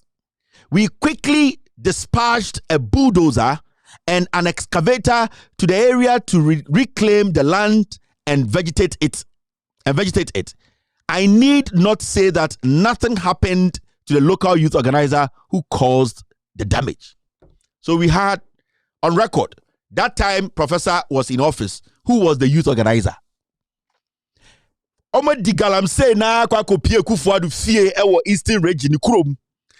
Ono ne gardener wa ya tare ne papa dan no. Omadi galamsey ni fem. Omo na frefre Jubilee House e monko ekufuadu kurom wo Chebi. Na obi di galamsey for ekufuadu de fuom. Ayila. Me say actually we Jimmy. And I would to Ghana, you say MPP and the MPP. Ghana problem ni MPP. Galamsey na say Ghana no eye Kufuado. Bawomia Alankash cabinet minister eye MPP na eye Galamsey o Ghana wo. Meno kasa na dwi machine si so te. Yentia. Ena me be ye Kwame exposé. Kwame na ose onye Galamsey or your police informant ade na dampare nkwoche no. Kwame na police for panichew na police for magiska no or grant ye interview mumusa mo say ade na dampare nkwoche Kwame say Kwame asem o kana ye ntra. We are sitting in this country moma nkwasiafo we dadamo.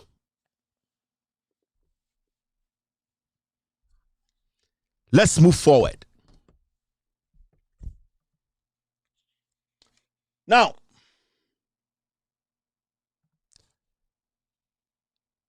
okay, I'm done with that.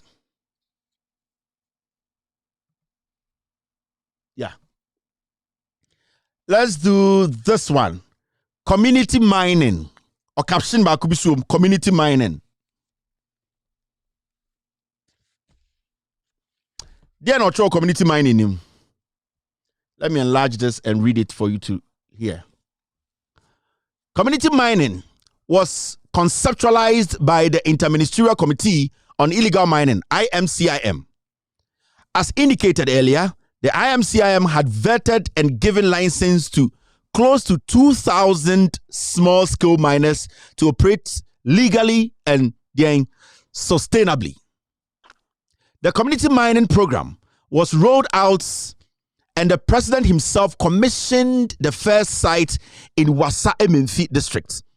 The community mining project was well subscribed and it became very popular.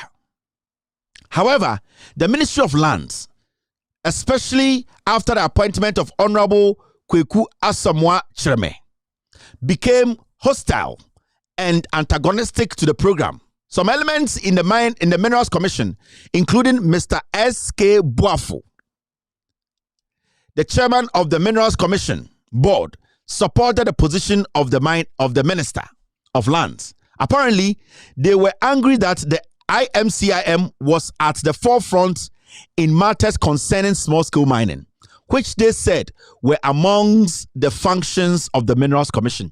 The Inter-ministerial Commission from day one, they had issues with the Inter-ministerial Committee on Illegal Mining because they didn't want to work with them.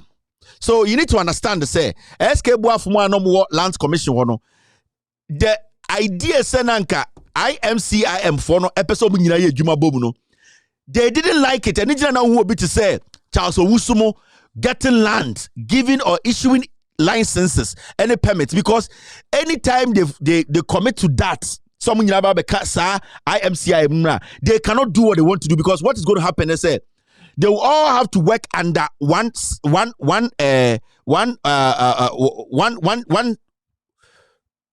unit, and that unit will be the IMCIM.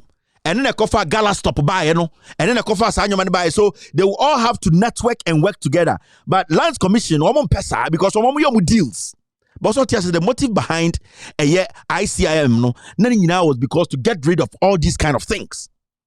Into lands, the forestry ministry, lands commission, they were not happy. They didn't want to work with IMCIM.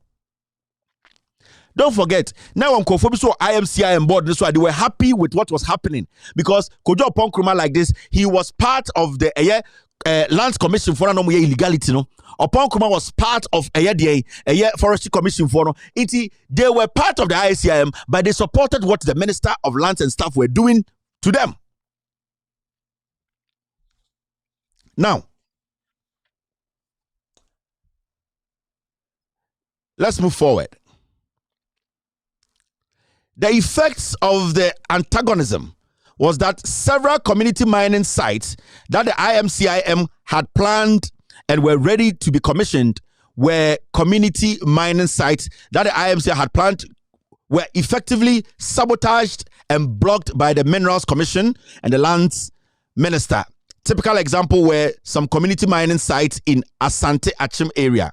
A day before the commissioning of the site by the IMCIM, Mr. S.K. Boafo called the MC of Asante Akim Central to block the event.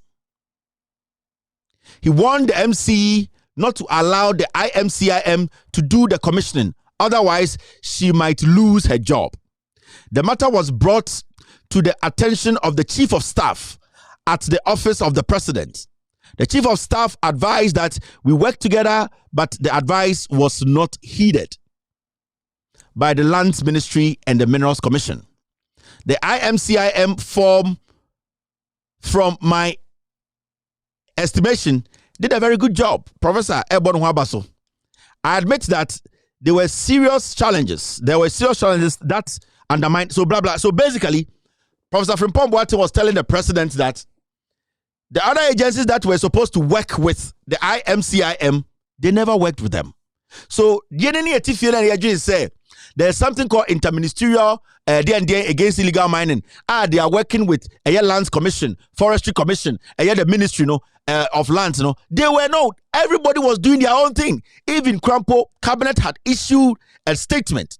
They were not following cabinets because cabinet, someone is a cabinet so you sit at cabinet and issue a statement. Whilst the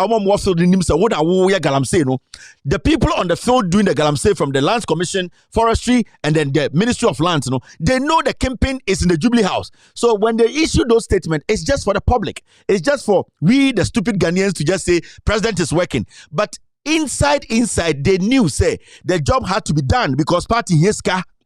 Because they had to destroy the lands. Now, let's move forward.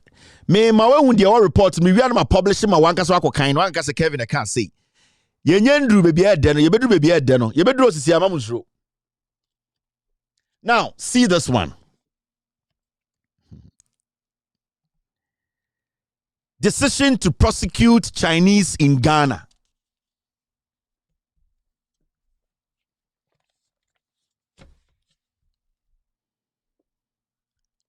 From 2017 to early 2019, all Chinese nationals who were found to have engaged in illegal mining were arrested and immediately deported.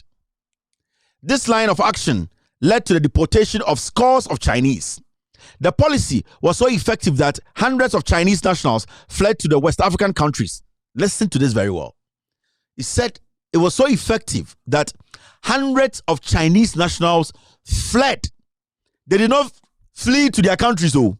They fled to their other West African countries. Now, listen to his statement very well.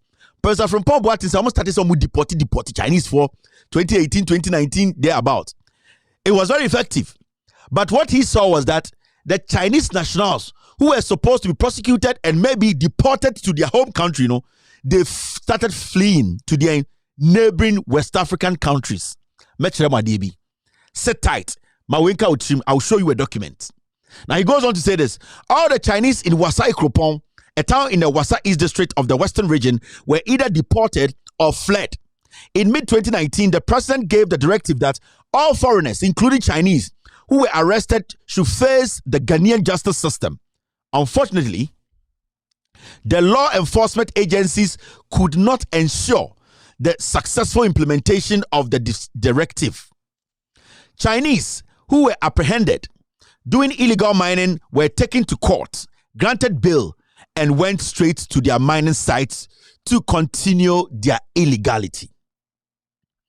With time, the Chinese who fled came back, and with time, the Chinese who fled came back, and Ghana is again hosting hundreds, if not thousands, of illegal Chinese miners. Or say, Embrani Adeba as a president can say Chinese near yan prosecute no na yan jail no niansa yaden yansa and deporting na bibisa no. Or say who say Sanya mani na nkoso. The security agencies were not doing it. They were not following through. Whose responsibility is it to make sure the president give out an executive order? It needs to work. Whose job is it? We have the police, we have the BNI or the BIN, we have the IOKU, we have the special prosecutor, we have the task force. But all these things put together, and still they were not able to put one Chinese person in jail in Ghana. Professor Frimpong Boateng started to say, majority of them fled to West African countries. Do you know what they went to do there? Let me show you. And then at the Aisha Wang case in the Bayano. Later I'm say Aisha Wang was deported. No. The government of the day told their Chinese counterparts, Lord Komemu, and Charles Teku, and they told their Chinese counterparts to lay low. They should go to Togo, Ivory Coast, Benin. They should go and hang out there. And omo skippy and now flare, flee the West African country. Do you know what they were doing? Mamicho, how you know, say MPP was still doing galamsey 2019. So check it the Ghana chamber, gold the chamber, the Minerals Commission there. The amount of gold that was there, that was shipped out of Ghana, was so much to the point whereby you ask yourselves, "Na gold no free." Last me bear scandal about gold for oil. Me the document which PMMC. Omojuma nyina say they assay gold. Who the gold the kwabro chi gold no the quality how the content normal measure normal amajiska now the gold ko now there. You see this document, this is not part of Professor Frimpong Boateng's the report but me chema DB. PMMC assay numbers there. This was the timer 2018, 2019, 2020. They told the Chinese to go and hide. Ewo Togo, ewo Ivory Coast, ewo Benin, ewo West African countries. The Chinese were smuggling our gold. NPP for now, gold in PMMC. They were taking the raw gold to their Chinese counterparts on the borders. And Aisha Wang who said, "New operations they come from the Ghana na no." Now, when you want to see how it works, PMMC, their job is to assay gold. Now, yes, no, I'm sure this is not part of the report, but I'm sure so, Osha figures there Osha the year 2018. Gold almost say PMMC I say and also way. Now gold no about 6. It was worth PMMC value of gold now almost $3 billion dollars. Gold PMMC officially way any other for edify abunsem. Sika PMMC nyaye from doing the rendering that service they got $6 million. 2018 gold na afe aso started 2018 afe gold for munsem omo say na so way any other no omunya 2.3 billion gold for munsem. Charges omo charge no omo sika so te ba $5.9 million. Now bra 2019 na gold this what te gold also for PMMC officially for Ghana for nsem ma ye check ye hu adwuma ansa na dealers aton ma Ghana nyamfa so no. Now over 2019 you will see say it now drops from 3 million. You will see say it has dropped to 2.4 billion. The amount of gold and PMMC I say no, it started from 3 billion, now drop to 2 billion, now drop about 2 billion. Now over 2019, 2020, now I drop it abadien 2.2 billion. PMMC for charges sika akotiaba 5.6 million. Now over 2020, give me the date. 2020. Over 2021, what do you see? Gold na a fa a year PMMC sem momo say no from $3 billion no at about $198,000. Emma PMMC for charge any services munya, which is around $6 million no at about $495,000. Do you know why? The MPP in 2019-2020, they were not basically shipping the gold legally. The galamsey they were doing with their Chinese no. My Chinese for no border no so. And now time gold na no have border. Because they have their immigration, they have their police. That is why PMMC was not assaying enough gold. They were taking the gold out of the country. But Oko Ghana, a chamber of mines for statistics are small scale miners made so much gold. So Ubusa will say, if they made so much gold, how come the PMMC were assaying so small number of gold? The number of gold they were assaying was so little. It was because the NPP, led by Kufuor, the galamsey they were doing, how many Chinese for no? How many counterparts and they were illegally smuggling the gold there. And it's now a free and yet $2 billion worth of gold going through PMMC. Now all the way to 2020, 2021, it dropped to a year 198,000 worth of gold per and almost. So now you see, into 2020, 2019, 2020, 2021, that is where they actually adapted that strategy. Into Aisha Wang, you deported Chinese for, they were not gone. They were on the borders. They went to establish offices at Lomé, offices at Abidjan, and an Omotiwo, into Galamsey, MPP for near Galamsey, we are chairman, they don't go through the official route. They go and they smuggle the gold.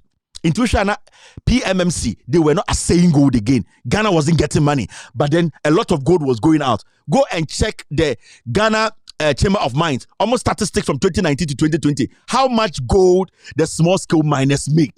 Almost small scale miners actually mined a lot of gold. That time, why am I mining? And where was the gold going? So that is what you need to understand. Into share a year Al Jazeera for documentary now. That is how our gold was leaving the country.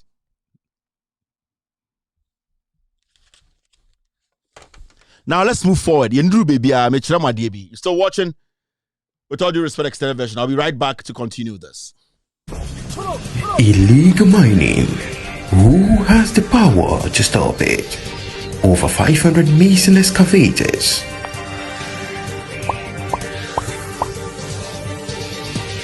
I am prepared to put my presidency on the line on this matter. But is the president behind the illegal mining? Is the whole Jubilee House involved? And was the president told about his appointees being involved in illegal mining? And did he take action? The documents will tell us. The Jubilee House galamsey gangs coming up tonight.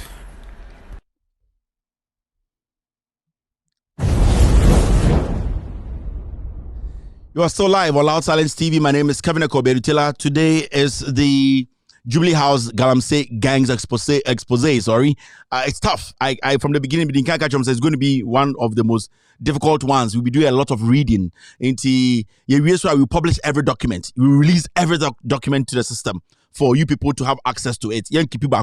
Every document we are showing here, system, for you people to also follow up very well. Now,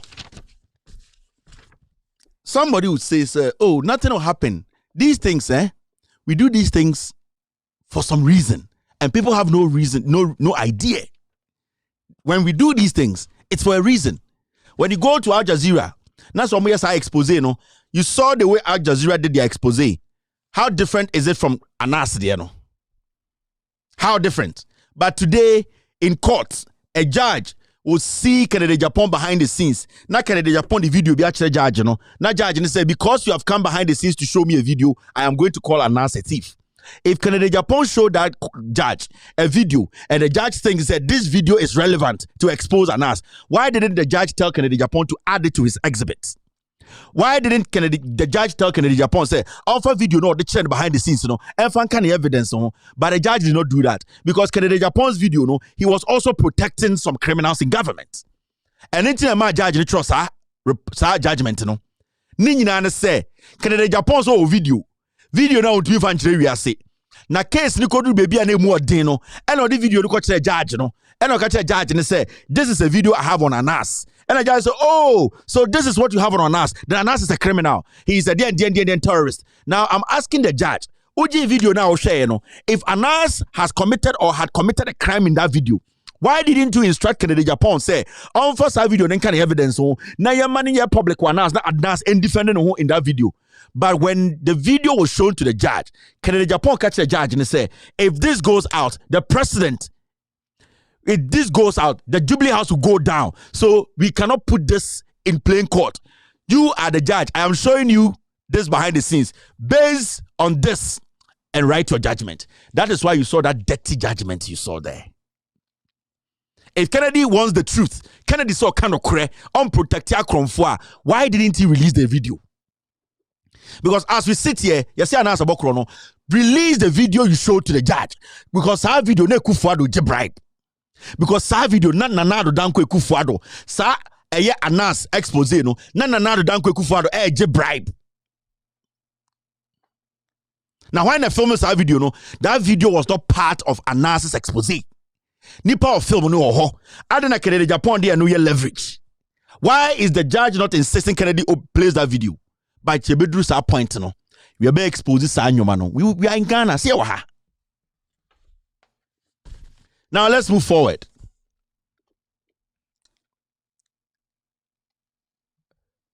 Charles Owusu is back.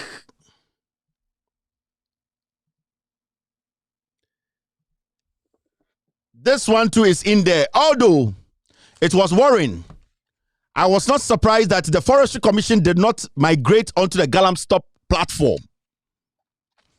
Mr. Kojo Owusu-Efriye, aka Sir John, was actively giving out timber concessions, even in forest reserves for logging.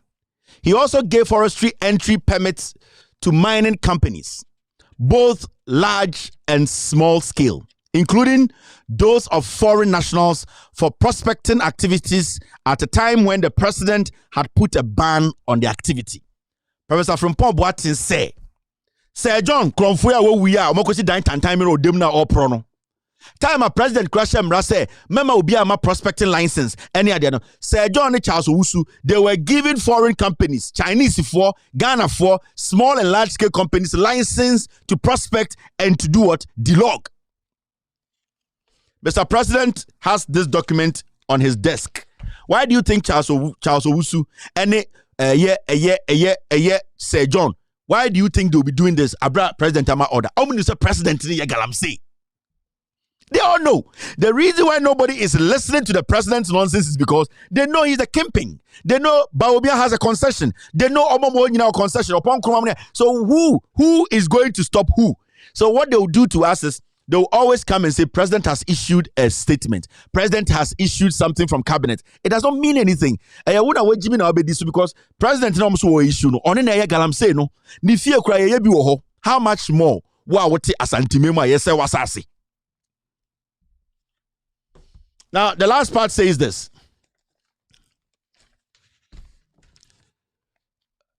Through Charles Owusu, the director of operations at the Forestry Commission, Sir John, had Chinese gangs doing mining on his behalf. The issue about rosewood exploitation is something that is beyond the scope of the report. He said it is beyond the scope. Rosewood exploitation. Rosewood, yeah. Or say it is beyond the exploitation of the report. Mokai Aisha Wang Nyaban, Helena Wang. Yet she the hunk of Guninsa. Say, oh, Rosewood. Adiachin, yes, Wahira. Ebesinde and the Kufuado, Bawumia, Alankash, Kennedy Japan, MPP na mo somo no. Sa Helena Wang sister na Wahira everywhere sing kwasiafo. Wabecha Rosewood, big time. Yet say no me uno news so handcuffs Guninsa, Helena Wanga disappear. It is not a problem. The special prosecutor is there. Everybody is there. Now what is the problem? John Mahama. NDC. We have a certain problem. And anytime me boy nyuma me cast say Snake and Sons. The reason why me mass I know Snake and Sons no one in the banner say we mo ye yufo mo ye one in the ma. Omo dikese no mo diketo no masa poison oku ato atwene. NPP is doing galamsey. But who me enko ni na me kire ma de bi. What's the time? 5:57. We good. Mo bi anda me be kire ma de ehunu. Who is this man? His name is Yao Osafumafo. Who is this man? His name is Ekwewisi. Who is this man? Sorry. And who is this guy? All right. Now, these two people. Omudiaba. We have Yao Osafumafo. We have Ekwewisi. Let us see what Professor Frimpong Boateng wrote in his report, which is on the desk of the president. For the past 3 years, it is with him. All right.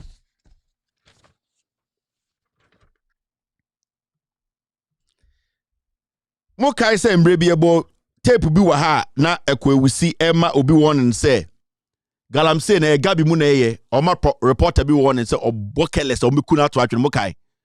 All right. Now let's read what Prof wrote. Senior Minister Yao Osafumafo. The senior minister also engaged in something that was horrible. In October 2019, Mr. Seth Mante, a journalist working with Peace FM, was apprehended because of unlawful excavator sales. Osiban bini feno, Seth Mante, now ye jumama Peace FM. Ye chino, adikudenti ye chino ne say na or tonton excavator. Or a journalist na or tonton excavator into police for chino. Momi ankoso heard your kind. Now, in the course of the investigations, Mr. Mante confessed that he was contracted by Mr. John Ofori Atta. Mante, when he was arrested, he said or he confessed that he was contracted by Mr. John Ofori Atta, then National Security Coordinator for the Central Region, and Mr. Ekwewisi to use his bank account as the National Investment Bank for what effectively was money laundering. I'll say, ya chase our report away, or see man be ena a man ejuma oni Ekwewisi ye friend Mr. John Ofori Atta. Samano na those times not on the National Security Boss or the Central Region. A National Security Coordinator, Central Region, to call Central Region, Mr. John Ofori Atta no on an affairs or head Central Region security na on it Ekwewisi. A year Sabo ya a channel journalist a friend Seth Mantino or no enana ekan numasem. Now, Mr. Professor Frimpong Boateng in the report no or show evidence and let's move forward. So show evidence maybe here's the evidence near clear say in fact Seth Mantino or cast asem we police for him a record so or the chair president. There's a difference between just saying it and showing the president to say this is what happened at the police station. This is the confession of Seth Mante. Mr. President, you have enough evidence. You ever hear from Frimpong Boateng at the evidence ka home kufuadwa. Now it goes on to say this.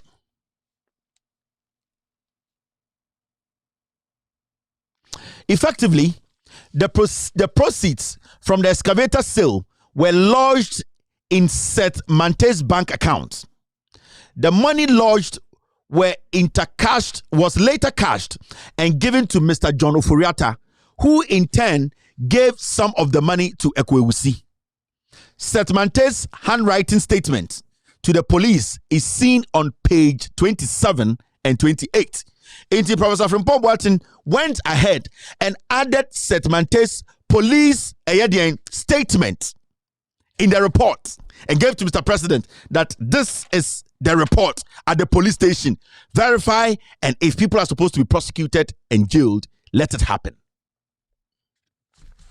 Now, the senior minister sent someone to me for a copy of Seth Mante's statement, as well as a copy of the bank transactions as recorded in Seth Mante's bank statement from the National Investment Bank. All these statements are in the report, and Kufuor has it. It was something for small be say Uncle Professor from Pom Boating ho na omunkoji statement ne mre no. Now unkoji bank statement na any police statement na police for stamp position no a confirm ne mre no. And na from Pom Boating ka no. After going through the documents, the senior minister, that is Osafo, is reported to have remarked that Ekoewusi is his boy. Osafo koji documents by now already bank statement, money moving in and out. Police report na ye cheboy no Troy na ni nyina no. Osafo say Ekoewusi is his boy. The senior minister sent someone for a copy of the Setmante statement as well as a copy of the bank transaction recorded in Setmante's bank statement from the National Investment Bank. After going through the document, the senior minister is reported to have remarked that Ekoewusi is his boy and would not do such a thing. However, if there was a bad person, it would be Professor Frimpong Boateng. You, Osafo, you are demanding for documents. Professor Frimpong Boateng, our police report, no?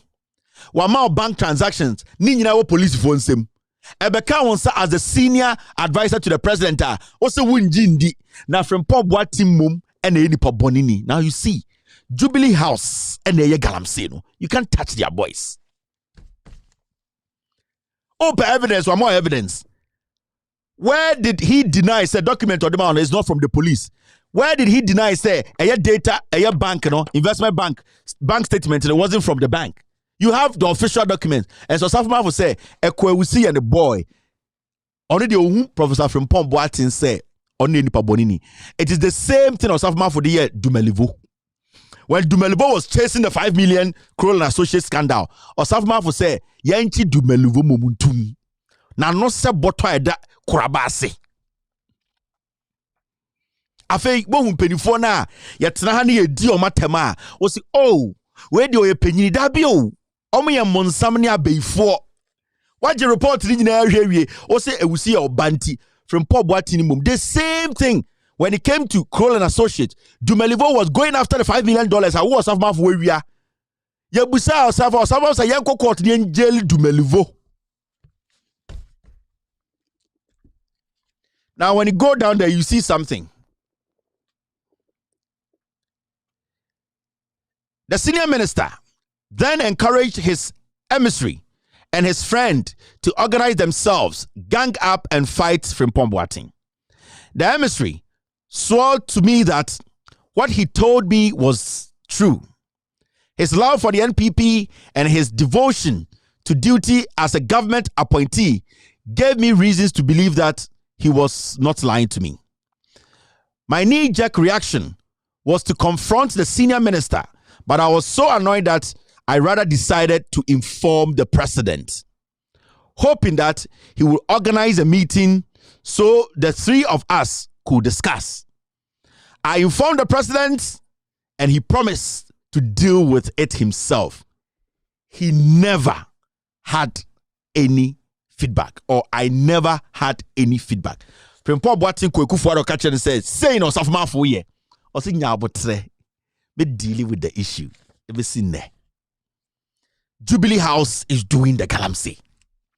So because Ekufuado enyini, onim de ekọ na we Jimmy. Ekufuado onim galamsey site bia ye ne dia Ghana, onim ni nyina. And what I'm reading to you are not my words. These are 36-page documents, a report from the immediate minister.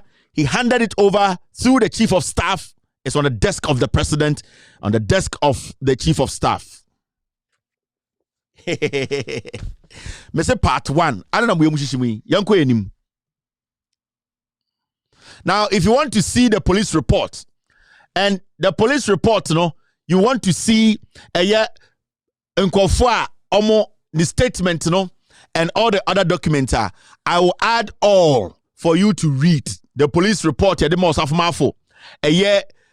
bank statement from the court, any a bank statement, a free bank, I'll add it to the documents for you to read. Ube transaction from the Mante to Ekoewusi, from Ekoewusi to John Oforiatta, how the transaction was being done. So remember, this should tell you, say, If somebody tells you, say, excavators 300 na yiraye, 200 na yiraye, obwa, Professor Frimpong Boateng or name the number of excavators a yiraye. He has no idea. On paper, almost 200, obwa. In reality, from Professor Frimpong Boateng's statement, he didn't even know how the excavators were being taken and being sold. Because Sam and Tewe, on the Ekwewusi, and John Oforiatta, they were selling excavators even when before Oforiatta, Professor Frimpong Boateng became aware, said some excavators were being sold. That means to say, excavators were being sold a long time before Professor Frimpong Boateng was in the known. He got to know about Ebia when Yedisikale Kramana Kasia, 500 they had already sold more than 1,000 because Ekwewusi the job of Ekwewusi, Charles Bisu na Ekwewusi bayo. Charles Bisu brought Ekwewusi to Ede Frimpong Boateng and told Ekwewusi say, told Frimpong Boateng say, oh, Frimpong, Ekwewusi is a good auctioneer. Young man go around na excavated to basic season or no mom na engada ni nyina. No knowing say Charles Bisu no or no Ekufuor na asman some form my man mbra. Inti Ekwewusi no ba no na or beton excavators. Professor Frimpong Boateng told Obokoli party yeska dabio. They came to officially sell the excavators and they needed a man that they can sell it through. Inti first no na excavators ni na gugu omunim de omunye. How do we sell it? We need somebody with some background as or auctioneer. Until let's introduce Ekwewusi to Professor Frimpong Boateng. Professor Rosso Penyini, onim de eko. Any akache so we na eba be adwuma no. Charles Bisu ye wi. Ekwewusi ye wi. Ekufuor mu di esu ye wi enom de Ekwewusi abre no. So Frimpong Boateng the otowo odin so ye adwuma. What is happening is they brought Ewusi to come and auction. Internet excavators omo ton no. Na Frimpong Boateng de otowo onim de eko. Some of the excavators found in some, and I will not mince words, but majority of the excavators now, say 500 aira, it is more than 2,000.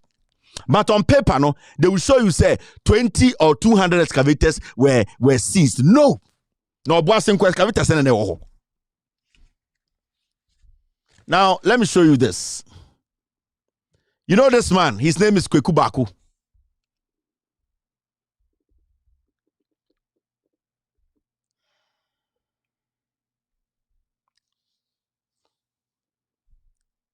You know this man, his name is Gabi Asari Ochredako. Well, we name these two men were Ghana and no Jimmy. These are the biggest fraudsters in Ghana. Well, we name these two people, maybe our own free Ghana.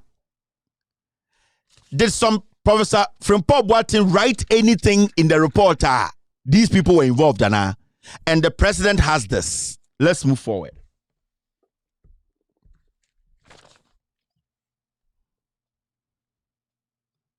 Now, read this with me. When MPP took over in 2017, all MOUs were cancelled and C&J Alaska hired armed macho men to provide security. Residents in the communities bordering the forest reserves complained that they could not enter the forest around to cut warmer to pound their fufu. They could not go through the forest to their farms. They were beaten by Chinese who had acquired concessions from C&J Alaska. Don't get confused. There were credible reports that on many occasions, Chinese miners slapped Ghanaians, including women and children, with the broadside of machetes. The IMCIM organized its task force and conducted a complex operation to dislodge Donald Etua and his C&J Alaska from DSO Forest. The jubilation in the community around the concession was erratic. Ecstatic. Naturally, Donald Etua and his friends were not happy with what the IMCIM did. I, in particular, came under severe attack. A fierce attacker was Mr. Kweku Baku, a journalist who personally called me to inform me that the manager of C&J were his friends. Mr. Kweku Baako published unsavory things about me at that time. Having been dislodged from DSO, Mr. Donald Etua formed another mining company called Imperial Heritage and managed to get concessions in the Kobro and Apamprama forest in Amansia Central District from the Forestry Commission. Using satellite imagery, we have followed the activities of Imperial Heritage over the years till date. The damage caused in the forest is many times greater than what happened in DSO.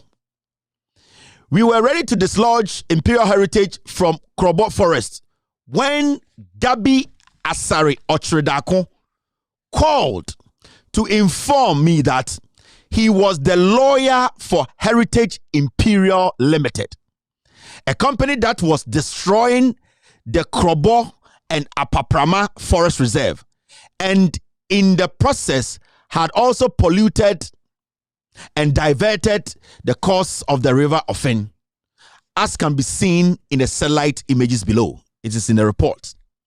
I informed the president about the behavior of Mr. Asare Ochredako, and as usual, he promised to deal with it. Bro, for making no. Na company be a friend C&J Alaska. Na omu gu ekuro bi so na omu sei kuro no, omu bogalamsey, omu tu asase gu. And a CIMI den Professor Frimpong Boateng in the task force. Eko kuro no so na omu ko tu sa nkofo no. Na sa C&J Alaska no. Eye man bi a friend no, eye Etias Donald Entia Nedia. Now Professor Frimpong Boateng say omu free ho no. Sa Donald Entia no to be sa ko Lands Commission, Forestry Commission, Ekoji another licenses could be another company. Your friend no Imperial Heritage the called DSO. Diana no ye na osa bu asasiri tugu o bu kwaye tugu o ye galamsey. Kweku Baako frɛ Professor Frimpong Boateng ka che ne say. Nipa na o sense ase, o bu nsase, o sensuo, o say bibia no na damfo. Emma Frimpong Boateng say ntidien. Emma Kweku Baako the nisi no ho into kwa publications upon publications against Frimpong Boateng. We can show you a few of them. I'll show you a few of them.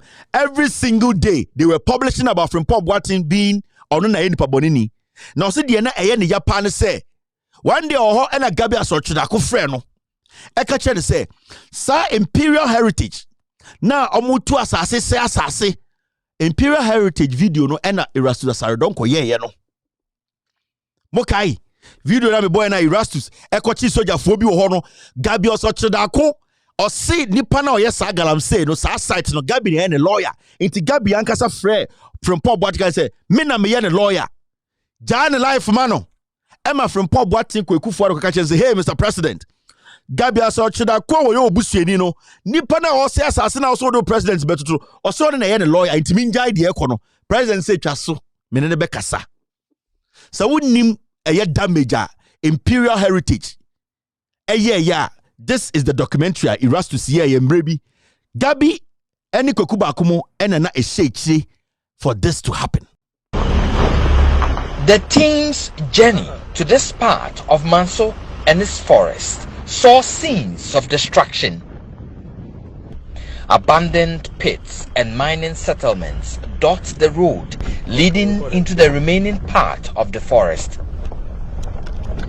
After dodging water-filled, dangerous open pits, we arrived at this mining settlement deep within the forest enclave. 7 Chinese nationals were quickly located and arrested. Leader of the team conducted a search room by room. There were indications of military presence.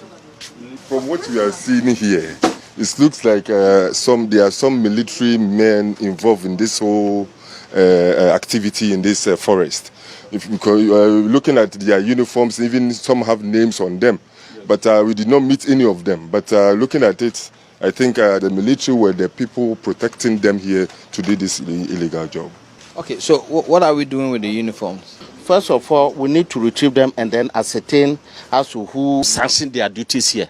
So these are military accoutrements. You can find names on them. This one is camel.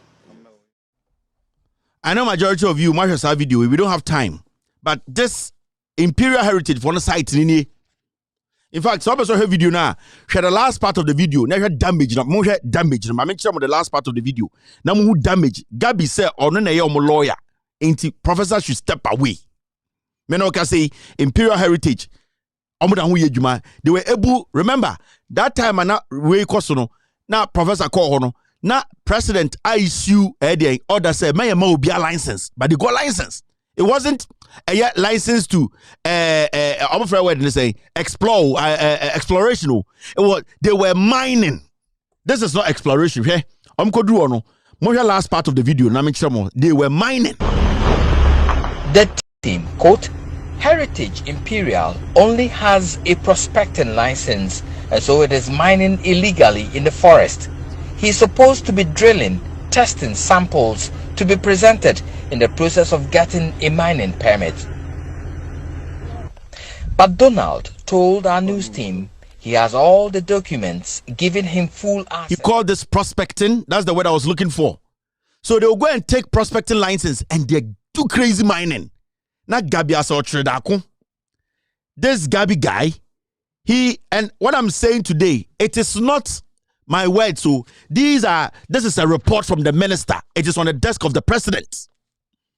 Social media Kevin Taylor NPP. Abuofunu one ma enu kunumu ti abrochire e man konfo man numu nsuo sei na mo de bokwasia mo ho kankan ti abrochire kase ye de MPP mo agimi munim nyansa iti mo adwiri tum ba fie kakrakra tribe ni jimi nti mo hu nipa ese Ghana nti ye ma mo nsa Ghana na mo de mo ne mo yire ne mu kununum ene mo nkwasiafo abusuafo ti abrochire na Ghana for are going to be going through this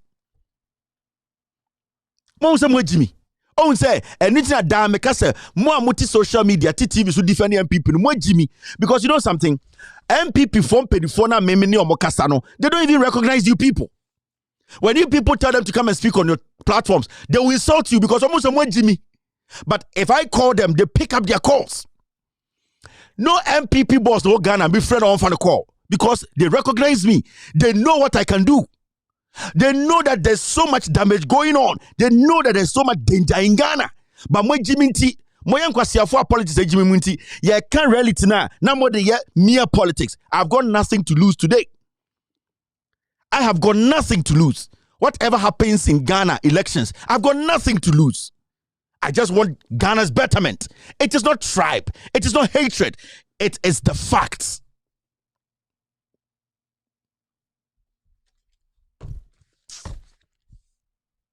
Now, my mention the omuye now na afeni abesi kokuba ko Gabi Otredako Imperial Heritage. Adebia moni anko so my mention mo adebia mo saye.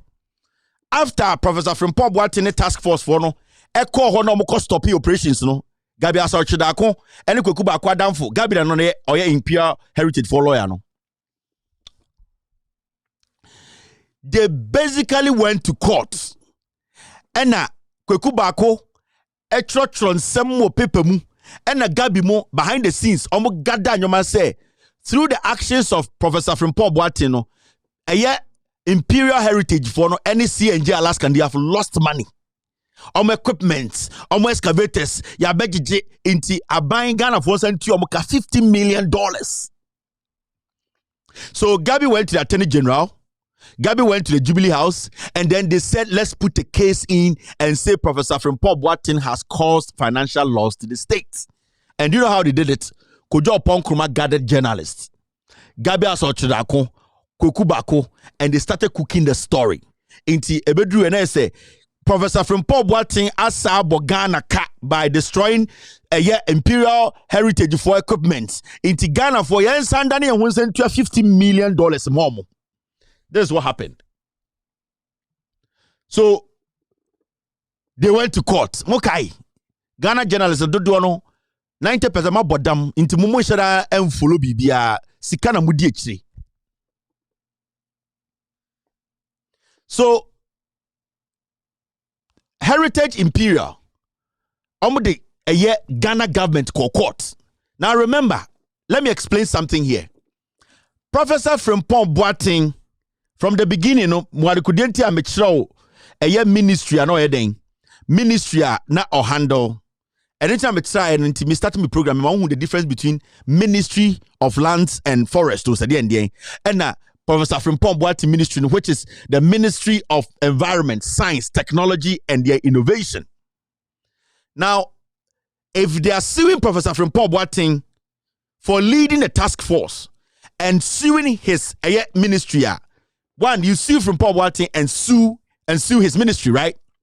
But because they were in a rush, they were in a haste, because they needed the money, because the mistake they made was because they know Professor Frimpong Boateng has facts on the ministry, no, they did not sue Frimpong Boateng's ministry, which is the Ministry of Innovation, Science, and Environmental. OSHA documents now, they sue the Ministry of Lands and Natural Resource. Inti Gabi, any Attorney General Tanasi, and Attorney General Kata Gabi say, "Oh, clients no, heritage no, let them sue the Lands Ministry." Why are they suing the Lands Ministry when Professor Frimpong Boateng's action from his ministry took the action? Because it was Professor Frimpong Boateng's ministry that the task force works under. They went there. If it is true that they destroy a imperial heritage for equipment, you are supposed to sue Professor Frimpong Boateng's ministry. You are not supposed to sue the Lands Ministry. But what they did was they did not want to go after Professor Frimpong Boateng because he will have a lot of evidence to show.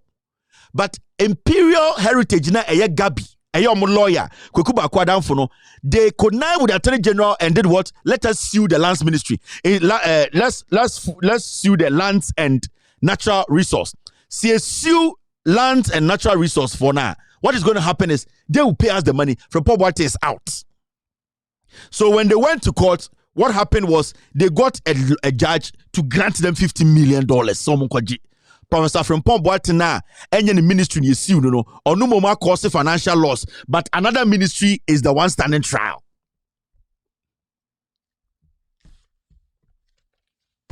After what you see, it was a deal between the Attorney General Gabi Ochodaku, who is the lawyer for Imperial Heritage, so to come and dupe us. So later, no, Omu say Tija, because now people were asking questions. Why is Professor Frimpong Boateng and a share excavators no? Must cause financial loss. Why do you go and sue the natural resource for? Why don't you sue his ministry? And then if he caused the financial loss, he has to stand trial. But they said no. Now Omu say I started Tija. So what they did was Attorney General and also court and said that payment you are going to pay Imperial Heritage, it is not the right.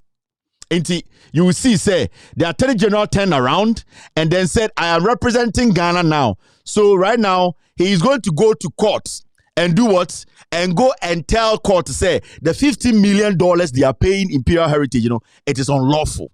And then whose story where judge exposed in dubious 15 million galamsey judgment debt.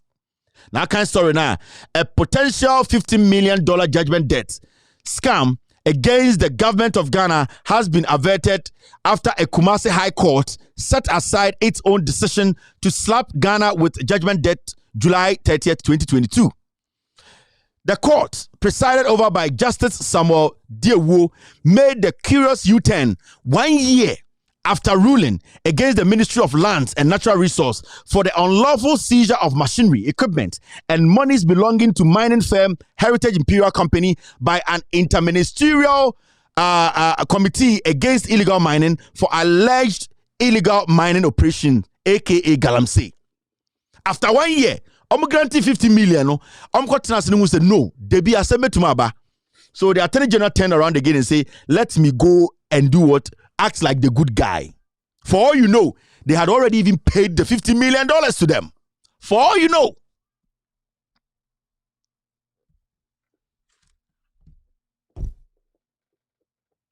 Now you understand.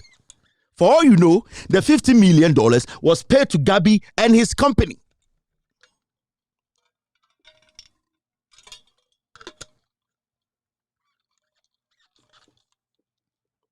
I am not saying this. These documents are all in the report. The American show our report at the Kufuor table. So Udi Matema with Jimmy fight the report. And I'm daring Professor from Paul Boateng, if this is not his report, if he didn't write this, he should come out and say it's a lie. Because I don't have more questions, mano. I find you a Japan type line. Mess exhausted. My part two natural. No more crazy things are happening in Ghana. Jubilee House MPP for the anti-galamsey or Ghana. Nobody else.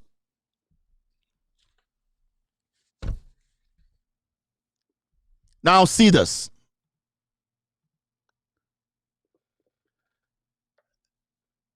In 2020, Professor Frimpong Boateng was sacked in March.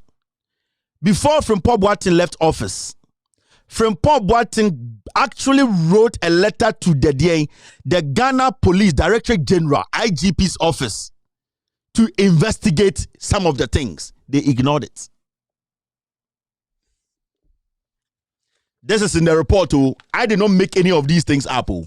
I think that Frimpong Boateng, that's why he will be shocked today. Because we are working with people. We want people to understand. So consistently, Frimpong Boateng was writing to the police. Police from this ministry. The police did not do FOCO. 2019, Professor Frimpong Boateng wrote to the police. The police did not do FOCO. And he put everything in this report and showed the president, Mr. President, this is what I did. This is the initiative I took. Take action.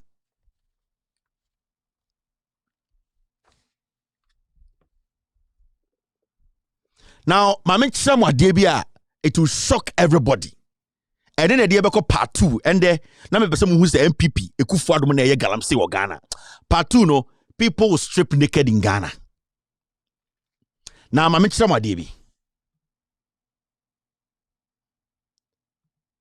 everybody in Ghana knows this document, Ejapadie. Right?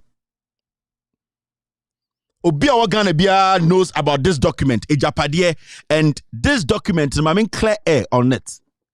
This document, it was actually put together before Kufuor NPP won elections. It was put together around 2015. It became famous after they came into power from 2018, 2017. But 2015, this document was put together by the Kufuor family. When I found Ejapadie document, Now, Mami Chama Debi, and you'll be shocked today. Everything is in this report. And yeah, me Jumane say I'll read with my team, we verify it, and we present it to you. After this show, 36 pages, all the other you give it to you people. You are not going to take one sheet out. Now, Ejapadie is a book. I will be said this is a book that basically Kufuor power said they are coming to rule, take over. See, I can say when I'm saying share and then I'm friends say create, loot, and share. No, this is the original create, loot, and share. Makachemo. Anytime I say NPP use word be against the NDC. No, that is their word. That is what they do. Omaka say incompetence. Hey, Omaka say create, loot, and share. It is NPP. They know because they have the media on their side. No, they know how to maneuver their ways and lie. It's a party that is basically governed by lies. Ubusa say why na MPP yes Dombo yes Buzia yes Dien yen sheda MPP de ene dia Aisa Jana 1 Aisa Kronfo Ajantra for Asia and Obia boyfriend ye bako. Until you need to understand say the MPP as a political party no a cluster of agentalization ideas and as a criminal ideas and Asia, so they don't really have a root. Now this document Ejapa Monsha Dewa. Remember, this is not Ejapa.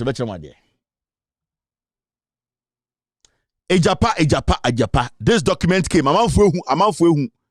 See how they have been able to infuse Ejapa.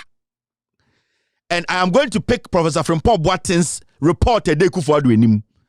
Now they are compared the American who said these people really created what they are doing. It wasn't by chance. But they didn't come there by chance.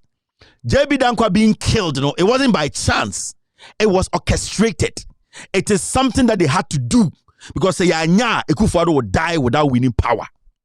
And let me tell you, so when you see these things, it is not a joke. So you Ghana in there some MPP nia me kata na hoya me mobo. Hoya me mobo if I say why is slave? We Ghana ni young man ahwe me. And the Ghana Krobe so na galamsey ni. O must say the whole crew no. And they are still telling you vote for us. Yeah, the Bawumia biba. Bawumia with the cabinet means some make nyina Bawumia or copy of this.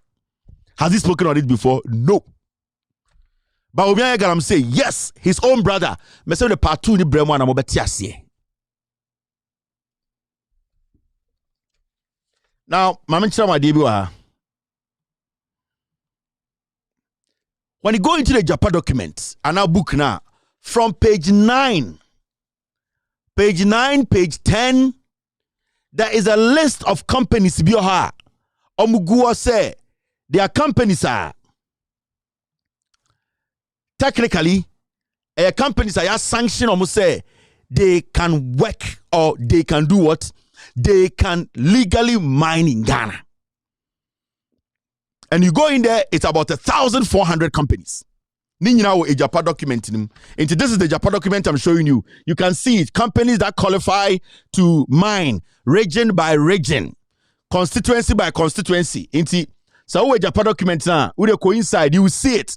Page by page. These are all companies that in the Japan document, Amansia West, companies in the Japan document, these are companies that will be working for them.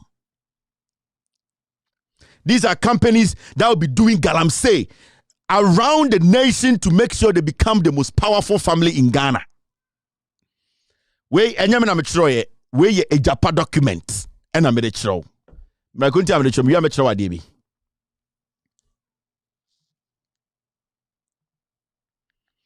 So you can see Upper West, Upper East, over document now. This is all there. Passage of the Minerals Income Investment Fund Act and the DNDN First Special Purpose Vehicle, a Japan royalties in Jersey, will allow us acting in various capacities and through our friends to acquire majority of the stake to be majority of the stake of to be listed on the London Stock Exchange and the Ghana Stock Exchange. The cash flow will be strategically undervalued to maximize our returns. We will get a share of the money raised through IPO on the two MIF funded projects. We will also get a share of the dividends for our quality worldwide. So this is a document. This is the Japan document. How much should I say? They basically wanted to mortgage Ghana royalties. And they are doing it. And they did it with the Japan. And we were like, hey, but they found a way of doing it. Strategy Ben Omufaso. How did they find a way? They found a way by going through the new ministry they created for Professor Frimpong Boateng. By making Frimpong Boateng think, say, you create a new ministry and that he can save Ghana. So the moment they created the ministry, Bedia told them now what they had already planned, they indirectly inserted it in the ministry. Because they know the people there, they are the ones running the ministry. Because from all that Frimpong Boateng has written to the president, Emubia president is taking action. It means it's a project. Now, I'm sure I did see this. You see this document? This is a document from Frimpong Boateng's ministry. And it is in this. Now, I'm reading a intro.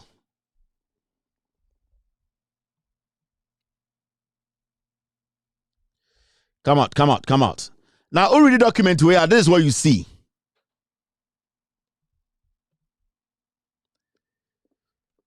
Update list of small-scale miners permitted to work. 7th July 2022.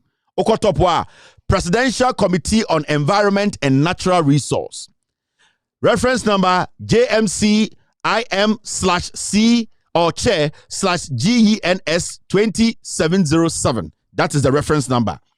This letter I am reading or document, it is in the report from Paul Boatin and the chair reporting him.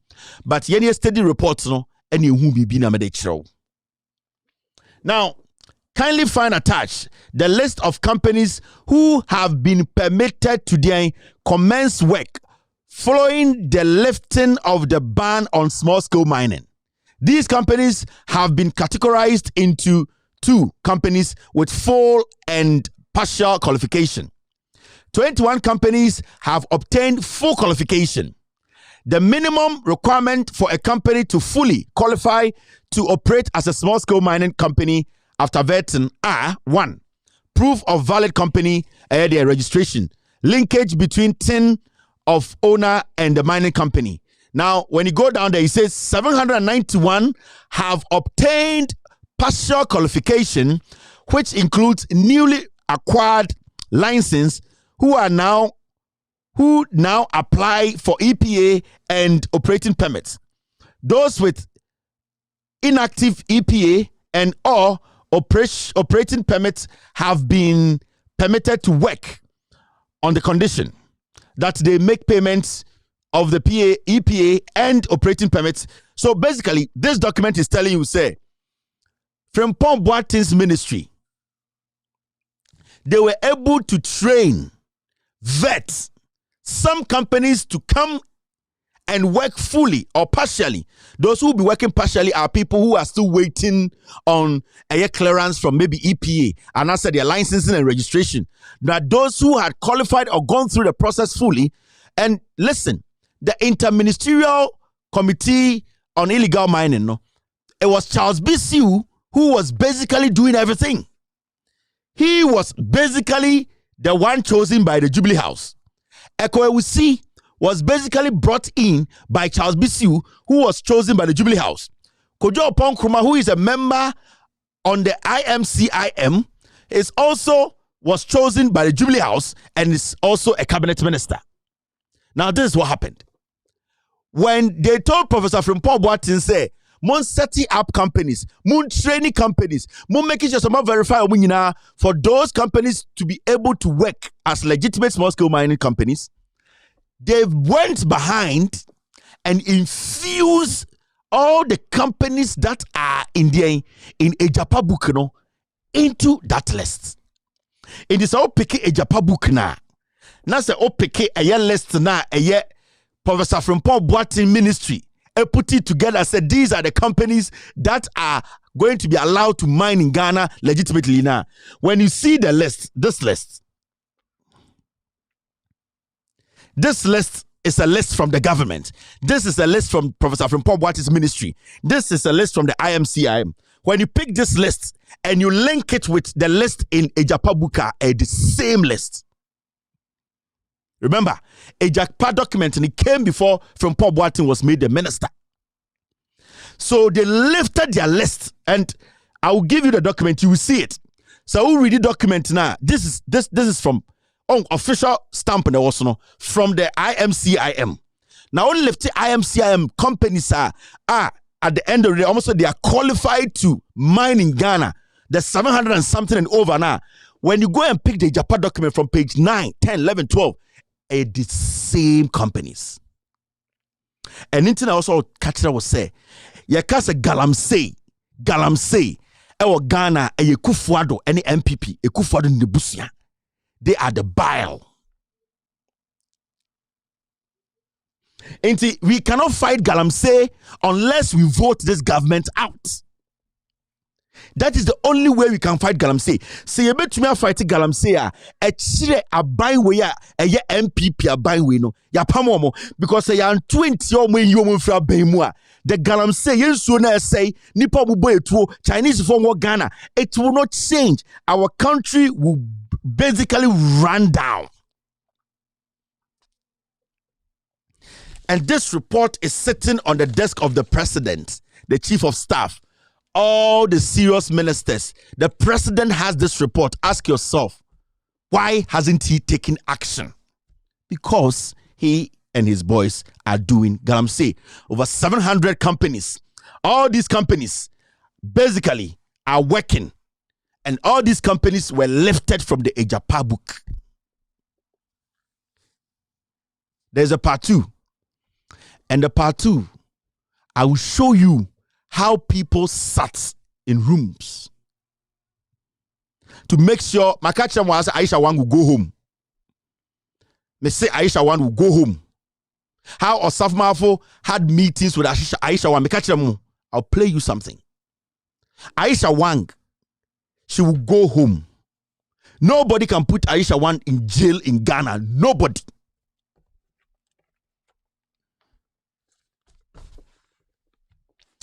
Now, I want to say this. 6:42. What we are seeing in Ghana now, you say a joke, and it is not a joke. Me catch the Ghana for na ende. We are Ghana now shame, especially more we MPP for. Eh? We don't do this because we hate anybody. Oh. We are doing this because we all want to help Ghana. We want to save Ghana. We are not kids. We have seen governments upon governments. The destruction these people are causing in Ghana. The damage these people are doing to us. If we don't make our conscience work, now you be try bichi, you be di pabi mutaichi. Now you still allow these people to rule. I swear to God, Ghana will go down. Citizenry, we will lose the country if NPP is still allowed to lead. Hey, this report alone, any government that is intelligent, they have to stand trial. Don't force yourself too much. This document alone, this report alone, at this point, there's nothing like when the gentleman vote against the NPP. It is the facts. There's no conversation that should change your mind. We are going to now Shamia. Because where we are now, we are at a point where if we don't take care, sometimes I feel sad for Ghana and I feel sad for myself. Because the people we want to save, they don't see it. Sometimes I feel sad after I sit and I feel sad.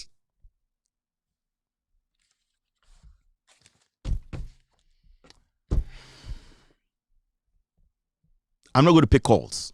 I'm not going to say anything again. All I can tell you is, we are Ghana in our Shemi. It does not matter where you are. MPP. So on Nante Ekoto Obama MPP 2024. You are basically killing yourself. You are basically telling God to end it for you.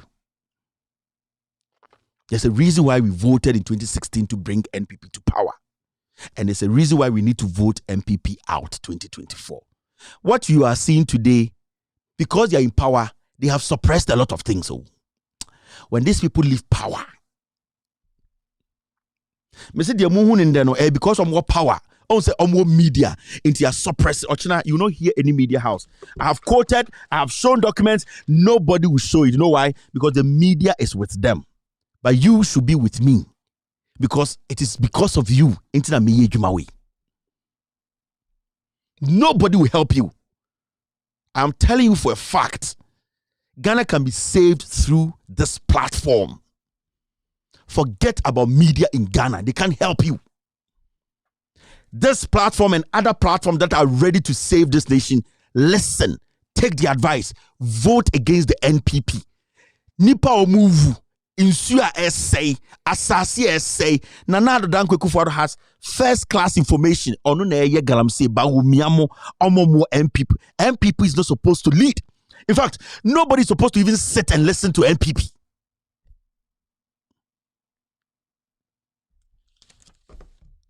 I'll not ask anymore. I have lots. But one thing I can assure you, this platform is the most authentic platform you've ever come across. We will release every document tonight on loudsilencenews.com. the 36th page. Every single thing I showed on this platform, we will not edit anything. We will give it to you, the people, to read it for yourselves. I keep telling you, people, I am not Jesus. My team, they are not Jesus. People who support this platform are not Jesus. People who support this ideology and this revolution, they are not Jesus. We are humans. We all have to be messengers. We need to play a role. We need to admit, understand, our country has gotten to a point where we all need to come together and fight this government and vote them out. It should be a national service. We are all messengers.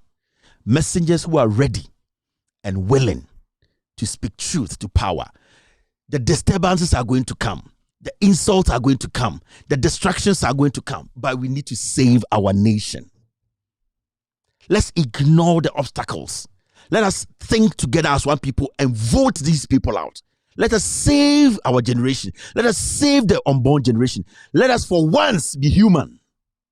Let us for once. I am having everything on earth.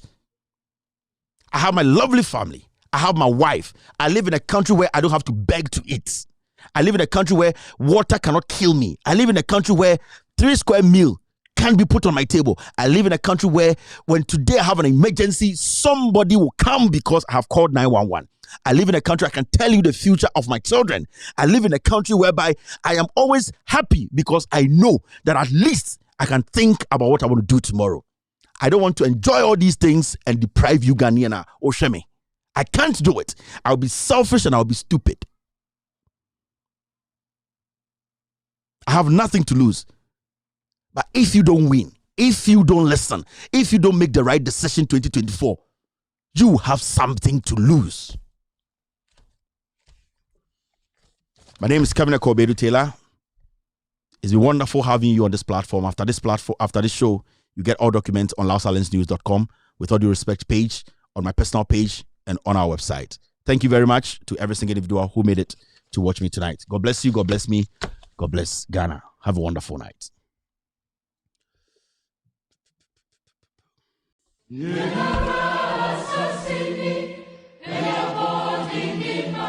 Ghana, a peaceful country and a beacon of democracy in its fourth republic, has had violent free elections and transitioned power peacefully without any unrest or civil strife.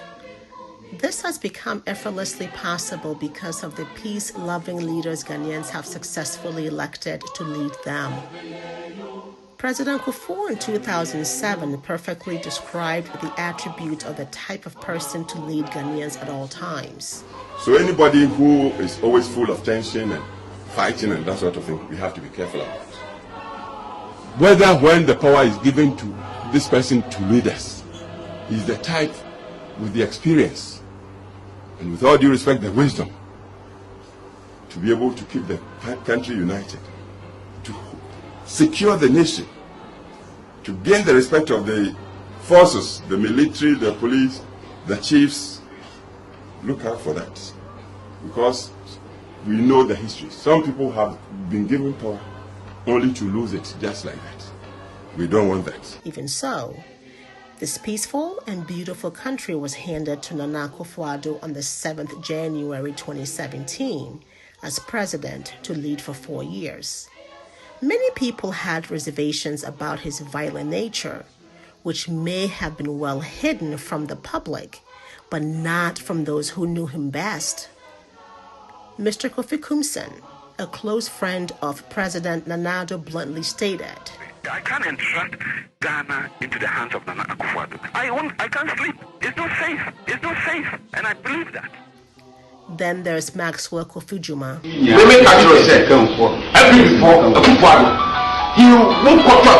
a terrible president. President Nana Addo's violent nature became immediately apparent as a warlord sponsoring his party hoodlums to attack innocent citizens and public officers alike, as was seen with the beating of ASP Nanka Bruce at the presidency in front of a paralyzed security on the 9th January 2017, just 2 days after Nana Addo had been sworn in as president. President Nana Addo surrounded himself with hoodlums as bodyguards and endorsed vigilante groups such as Invincible Force and Delta Force. Members of these vigilante groups had free rein to attack anyone who was not a member of the president's political party.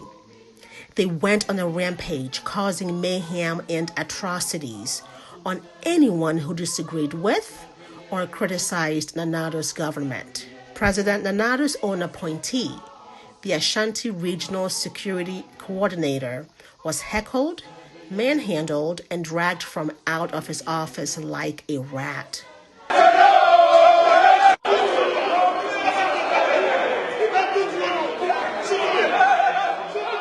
Not even our courts were spared by these hoodlums. They vandalized court proceedings and broke free fellow members from judicial justice while attacking the sitting judge in the process.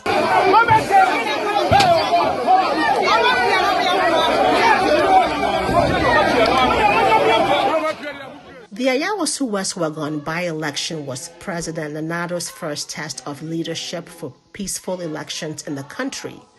Instead, a battalion of his party hoodlums, dressed in SWAT uniforms and armed with lethal weapons, were discharged to visit mayhem and brutalities on innocent citizens who were simply exercising their constitutional right to vote.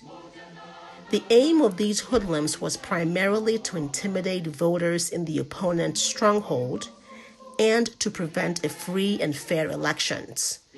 They fired several rounds of gunshots in and around a polling center targeted at Ghanaians, which led to a bloodbath just for a by-election. All this happened under the explicit and tacit approval of President Nana Addo. These barbarisms happened without a single condemnation from the president. He immediately flew out of the country to attend a concert, leaving bloodied victims to their fate. He gleefully ignored the recommendations of the Ayawaso West Wagon Commission of Inquiry report by issuing a white paper to whitewash these crimes against Ghanaians. Otumfuo Osei Tutu II advised sternly, and I quote, "Elections with integrity mean the electoral contest, both in their preparation and their conduct, must be free and fair and not disfigured by political motivated violence. They must take place on a level playing field with parties and candidates able to campaign to put their case across and the electorate free to cast their votes without fear or intimidation." President Nana Addo sat in front of the Asantehene Otumfuo Osei Tutu II and jokingly lamented without any apology or remorse, saying in part, "I will not ignore such issues.